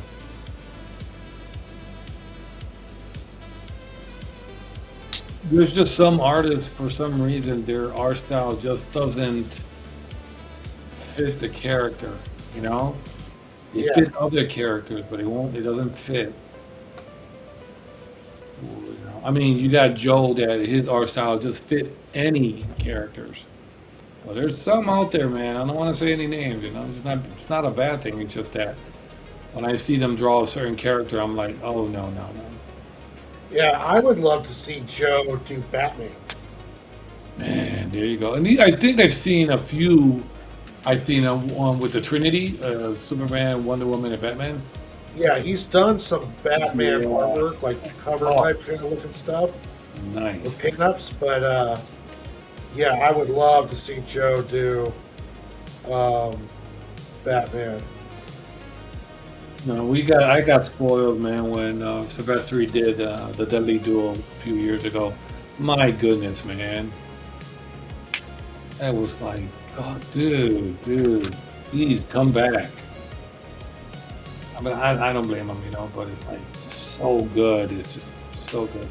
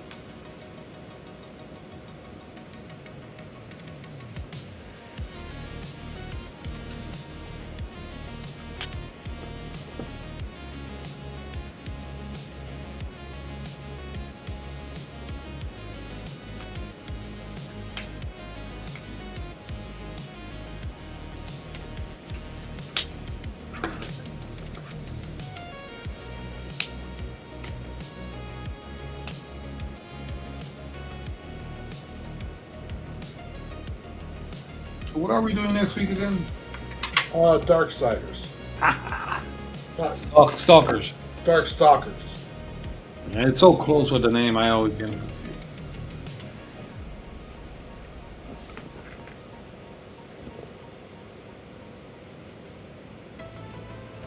I'm just deciding in my head if I'm going to do the Frankenstein character or was it Felicia, the cat girl? Mm-hmm. One of those two. Yeah. Yeah. I like Dimitri. He's a skeleton guy, guitarist, Oh, vampire guy. the vampire guy is Dimitri, but I'm trying to get what his name is. The guitar skeleton, yeah.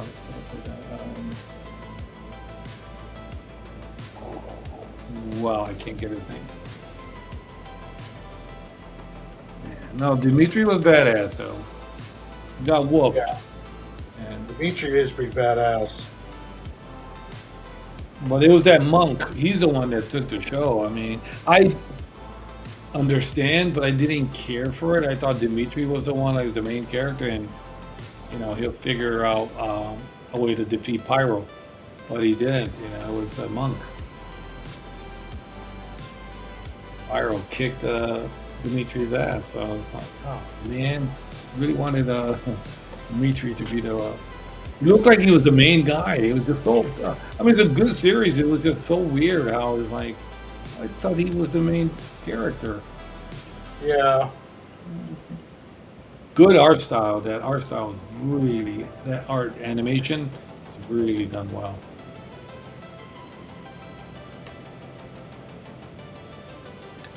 Yeah, there was rumors, man. They'll give us another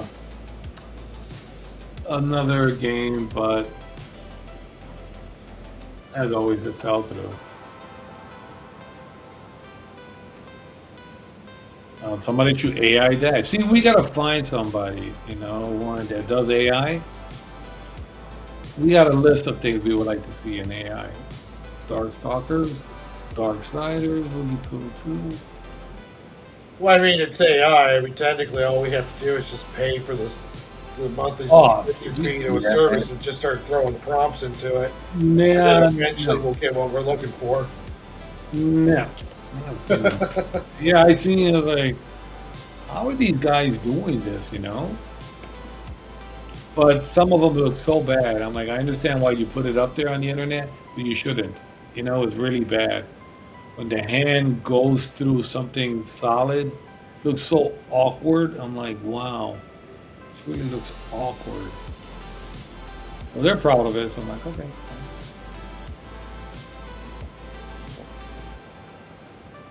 But, okay, like, well, as the AI gets better, you can do a consistency of characters.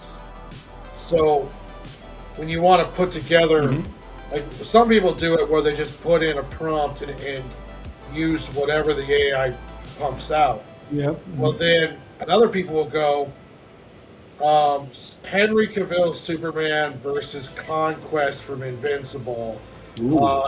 Henry, Superman grabs his legs, spins him around in a circle, and tosses him into a building. Then they take that clip, and then they'll edit it together with another clip that says, Conquest rises from rumble of a broken building, smiles, and wipes blood from his mouth, and then lunges forward. And then they take that clip and clip it together with the one before, and then they start clipping together these different scenes to make the full-on movie. And that can work. But the thing is, though, is it has to be consistency between clips and images, and it's getting better at doing that. So then you can be able to make more of like a full movie when eventually as it gets better. Now, with the data center problems and stuff like that, I don't know how good AI is going to get until it hits like a point where they're going to have to either come up with some kind of new deal with it in order to make it viable, or it's going to end up just kind of, I don't want to say going away, but it's going to hit a low point if they don't figure out how to make the data centers more efficient. True. Yeah, it looks like when they're putting in that information, they kind of skip part of the next scene, what should happen. Yeah. And you can see it jump from one. It feels like a whole bunch of scenes put it together one after the other. Yeah. Because it is, it's like,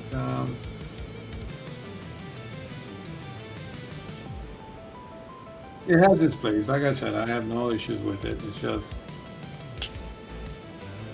I'm not going to spend the money. It just makes no sense. What's the purpose of, I don't got time for that.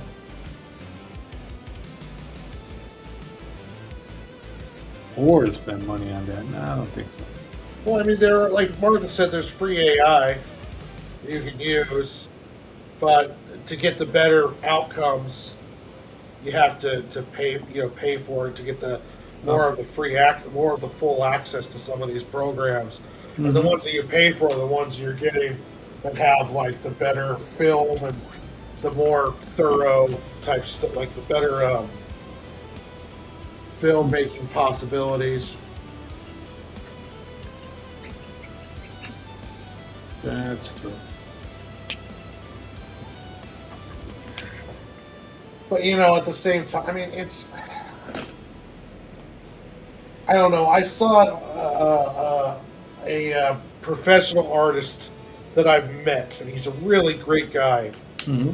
His name's John Stinsman, and he's done some work for the pros, and done some work, and does a lot of good work. And now he's having a problem finding commission work because people are switching up to AI. Yeah. And when I see that, it's like, it makes me, it hurts. It's like, here's a guy, top of the line artistic dude, who's living off this stuff, and AI's taking his work from him. Yep. And it's like, I feel for the guy, I really do, but at the same time, I'm also kind of like, well, this is the world now, Adapt or die. You really just have to. My friend, I had a friend and she wanted me to do, and she goes, "Oh, here's an example." I'm like, "Well, what's wrong with the one that you just showed me? It's actually perfect." "Oh, that was AI generated." It's perfect. You don't need me to do it. It was perfect. Yeah. So she was like, "Oh, you know what? It is. I'm gonna go with that." I'm like, "Okay, cool." But no, I was very realistic. We're like, "Yeah, that's really good the way it looks right now. There's no need. Go with it." And she's not an artist, so therefore it works for people like her. That I can't draw, but to an AI, boom. Yeah, but you're right. That's gonna hurt people who do commission work. Ouch. It's hard for them.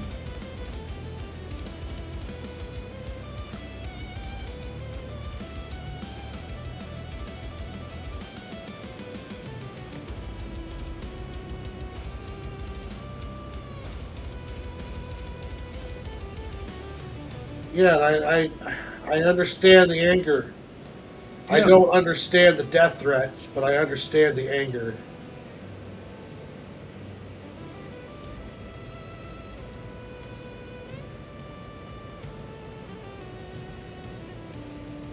I mean, I've seen people get some pretty nasty threats Oh yeah.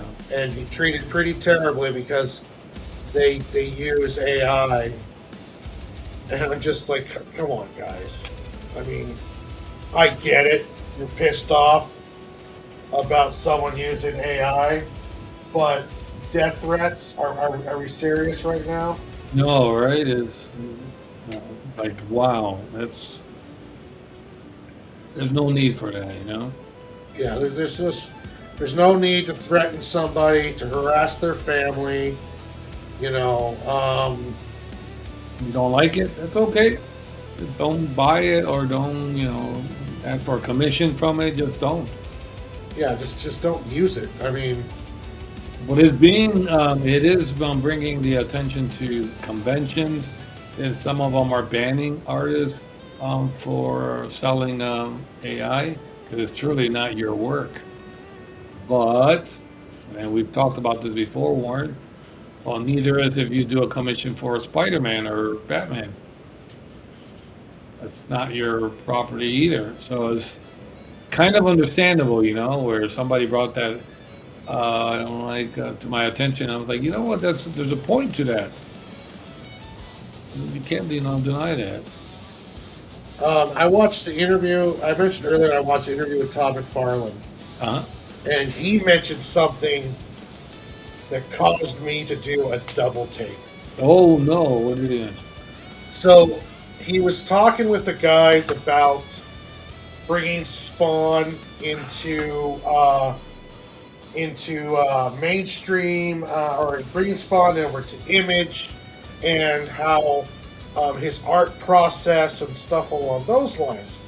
And he mentioned about how when he was learning, how he would learn, and it's like, okay, I like the way this guy did this or that, and then he goes, yeah, it's like it's okay for me to learn how this guy does his artwork and then try to emulate that. But if AI does it, then oh, I guess it's so terrible. Like Todd McFarlane is so pro AI, but he can't come out just to say it.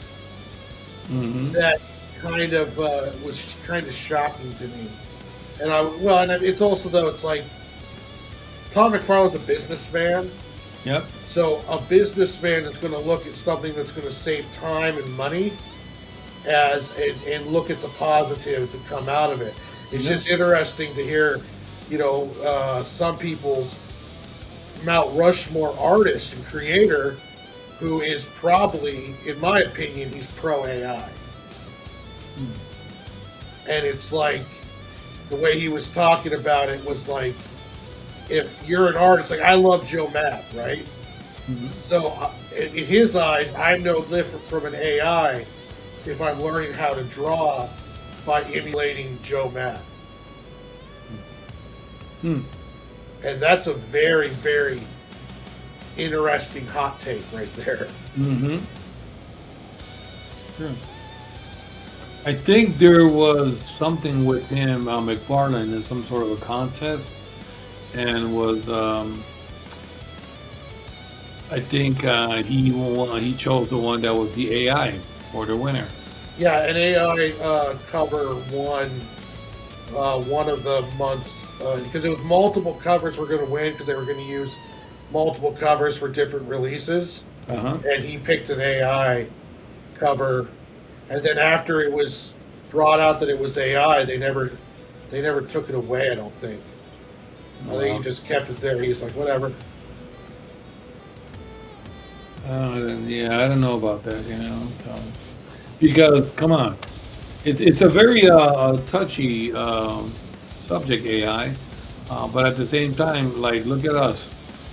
If someone's like, "Hey, Melvin, I did your Reaper in AI, and it looks amazing." All right, what are you gonna do? Like, oh no, I'm not. No, I'm anti, AI or whatever. You're gonna stop. Like I said, you gotta sometimes look at it as a perspective as a businessman and be like, man, that looks actually pretty cool. I didn't do it, so. What if they did a pic of AI of Stig and Joe? Yeah, it's very true. Look at it and you're like, and I'm already come at peace with the AI. Probably draws better than me, so it's like, what are you gonna do? Exactly. You can't say that it sucks because some of them are actually good. Like, wow, the AI has come a long way already in just a short time. It's looking really good. So, what are you gonna do? And we've both said this before. Yes. Is that bottom line?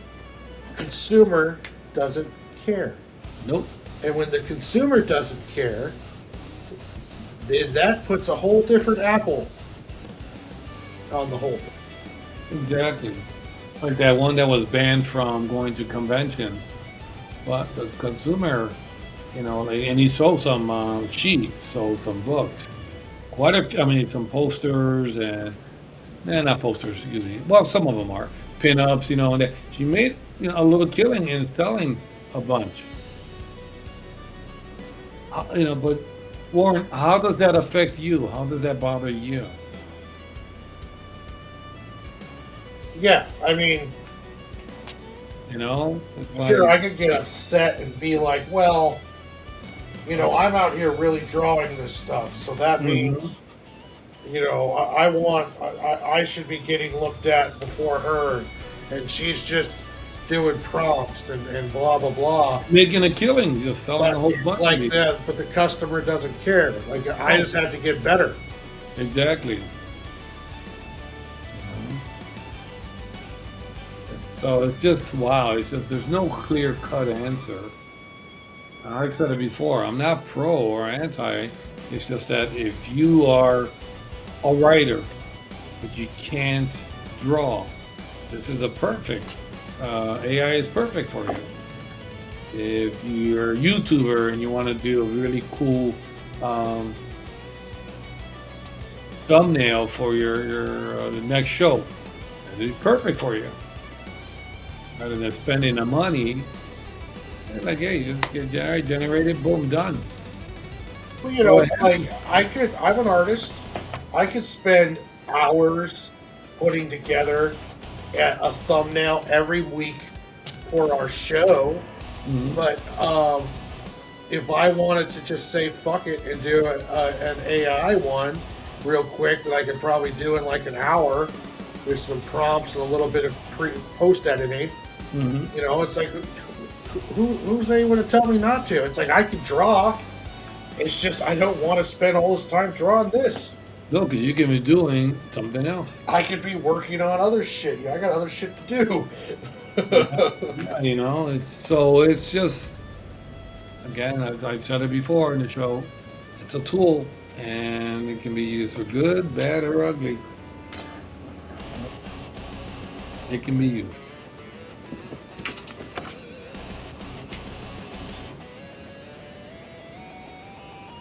And I've had people, you know, because I've had this discussion offline with people and stuff along those lines, and I had them get a little snippy with me about, you know, the environmental impact and all this other stuff.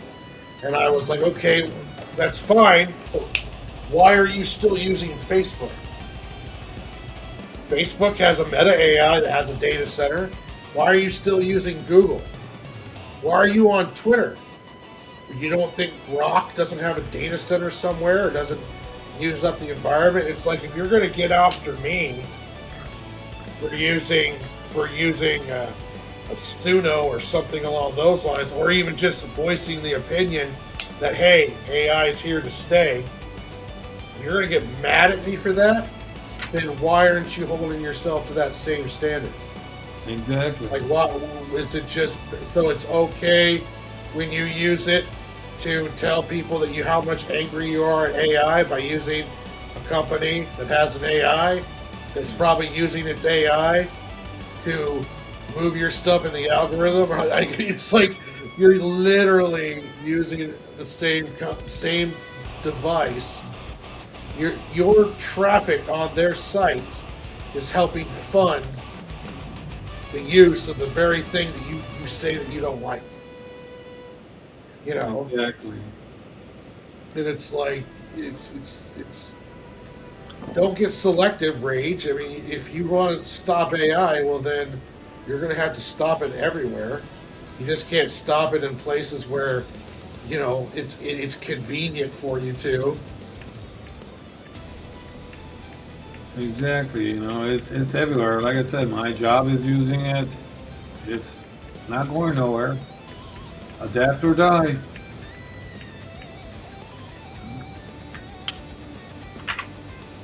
Yeah, those people that are using it. Yeah, some of them, you know, are kind of abusing it a bit. I've seen some doing all kinds of Disney characters, you know, and then selling them. And selling them, like you said, the consumer doesn't care. So it's like, this looks badass. I want to get this. Now, how about this? Here's a question for you. Okay. Someone uses AI to make characters, but they're all like characters that they made up with the AI. So they're all like I want a picture of a princess elf priestess fighting a dragon. And that AI generates this elf priestess fighting a dragon. Does that change then? Like, they're not using it for copyrighted characters. They're just using it to make cool looking art. Mm-hmm. Now, it could be arguing that that's taking from other artists by its, you know, to generate that image, but there's no copyright. So do you think that changes their use to? Now, a convention is going to say no because there's just no AI. But the problem with the people that get caught doing this stuff are doing like Disney characters and Spider-Man images, and sometimes even so bad that they're, you know, you'll find an artist will find their own characters on these tables, you know, if they're a little bit bigger. So does that change it if it's like, okay, now this is just a princess fighting a dragon. This is not a an established character by no means. This is just a redhead elf wizard or elf priestess fighting a British style, four-legged fat dragon. Yeah, OC, original character. It's like essentially it's an OC because it's not anyone's original character. Does that change it? Does I know it doesn't change it for the hardcore against them, but there might be an argument where it's like, yeah, I'm selling pictures, AI pictures of just stuff that the AI and me came up with. It has nothing to. It's not like your character or my character. Yeah, that's a good question because where do you draw the line? This is all so new that you're right. Like, hey, that's AI. Yeah, but that's my original character. Yeah. I created that character. I put it. So technically, it's my character. What happens if I feed a bunch of my Sig and Joe art into it, and I'm like, create me some pinups of Sig and Joe, and then it creates pinups of my characters. Like where's the line on that? Exactly. My character, yeah, but you didn't draw it. Well, technically, no one drew it. A robot generated it. Yeah, very, very touchy, and like you said, it's a conversation where, yeah, you're going to get some extremes of people very completely anti, and some people who are like, in the middle, and some people who are just, I don't care. Yeah. I think it comes down to your character. Is this what people are going to like? What stories do you got with these characters? Well, it's also disposable income. So, or disposable entertainment. So if I create a storyline and have a comic book that was created with AI and people resonate with it, the consumer, and they want to buy it, then, who are we? There's something about that's part of the whole capitalism and the consumerism is that creating a product that wants to get bought. So we can get angry all we want and shake our fists and talk about ethics and morals and everything along those lines. But at the end of the day, they're selling a product, and that product that people like. And then the consumer who's buying it doesn't give a shit that a robot made it. They just know that they can get a pretty kick-ass looking comic book for $4 instead of $25.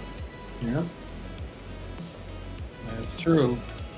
So it's a conundrum, and we as writers and creator of characters and illustrators, we're going to have to take a look at that and just gotta be very honest with yourself. How do you feel about it? Yeah. How does that make you feel? Yeah. Where did the AI touch you? Yeah. No, you're absolutely right. Yeah. I mean, where is it that this affects your life? I've always tell my kids that, just concern yourself with what affects your life profoundly. Does this affect my life profoundly? Not profoundly, but it does sting a little where if you are at a convention and you're right next to somebody that's on nothing but AI and they're making a killing, and they're selling all of these, moving all of this product, and you're over here with your original stuff and barely sold enough to pay for the table itself, and yeah, it's gonna be it's gonna sting a little. Yeah, and you got to be careful that you don't. It's like there's people in comic books who make porn parodies, essentially. It's like straight up sex sells, big-breasted, half-naked women in these parodies of mainstream properties, Star Wars porn parodies, Ghostbuster porn parodies. and they are making a killing. Now, I can get mad at that, and I can talk shit about, well, you're just selling smut and blah blah blah blah blah. But honestly, though, is any of that going to benefit your business? Talking shit about what they're doing, or Mhm. should you focus in on, okay, what can I do to make my product more appealing, and to Mhm. make my work get out there more? What can I do to get my product, my artwork in front of more people's eyes? What can I do to improve my artwork? Mhm. I mean, instead of concentrating on the fact that, oh, they're doing it, they're making more money than me, and it's not fair because I'm a real artist, and I'm making art, and I'm putting time into this or that. Instead, I'm gonna just whine about how they're doing it. I should be concentrating on how to make my stuff more appealing, how to improve my art, how to get out there and more, and find my own place in the market instead of Mhm. worrying about what someone else is doing and what they're selling. You don't have to copy them, but at the same time, it's like, hey, they're selling this stuff and it's resonating, whether it's porn, just because it's porn or whatever the reason is. And I'm going to not allow that. I'm not going to get all bitter and like prissy about it. I'm just going to say, hey, congrats on your the sales, and I'm going to try it. Then I'll work on my own business. Worrying about someone else's success and trying to tear them down for it, it's just such a no-win game for you, and you'll never get any better doing that kind of stuff. Mhm. Oh, nice. Martha got her 60 done. Nice, Martha. Congrats. All right. Man, that woman, amazing. Amazing. I don't know if I can do that. All right, you're at a convention. You're walking by, minding your business. Doo, doo, doo, doo, doo. And then, hey, you see a booth there, and you're like, is that my Sig and Joe AI version of my characters? And then you go over there, yeah, this person is selling Sig and Joe without your permission via AI. Well, that's easy. Very. I flipped their table over Wait. and Spark kicked them in the chest, Oh my goodness. and then Jeez. Dirty. Well, it's like, what do you do? I mean, do you approach and talk to them about it? Do you go and get the people who are running the convention? Probably both. a little But bit of both. yeah, you would have to do something. You can't stay on the sideline on this one and be like, oh well. No, you can't. This is your character. Somebody's profiting off without your consent. I'll go to the first staffer at the convention, Yep. and I'm gonna go, hey, that person's selling AI art of my character. You guys have 30 seconds to get it handled, or I'm going to start dragging their ass out and whooping them in the middle of Flipping the lobby. tables. I'm going to start Flipping flipping tables. the freaking tables. So, yeah. Oh, wait. It's down to 25 seconds now. You better hurry up and get this figured out, because I'm about ready to go flip some damn. I'm going to go stretch, and then I'm going to get ready to beat somebody's ass. So, you guys figure that out. But I've seen a few YouTubers talk about it, and man, they actually grab this person and tell them, yeah, you have to pack up. You got to pack up your stuff and leave because no, this is unacceptable. It was all AI. He was Yeah. making a killing, but no. And then on the same table where after he left, a lot of people kept putting little signs of no AI and everything, and it's just like, wow, it is a very touchy subject, and it's something that might affect us in the future. Who knows? Part of me would also be kind of like, hey, I'm obviously big enough for someone to copy my work. That's kind of cool. Yeah, After I get done beating their ass. after the flip. Okay, but yeah, like, hey man, that my stuff was good enough that you did an AI. First of all, I'm flattered Yeah. that I'm big enough that this random person knew who I was and thought my artwork was cool enough to copy with AI. But then on second thought, I'm also going to hurt you very badly. Yeah.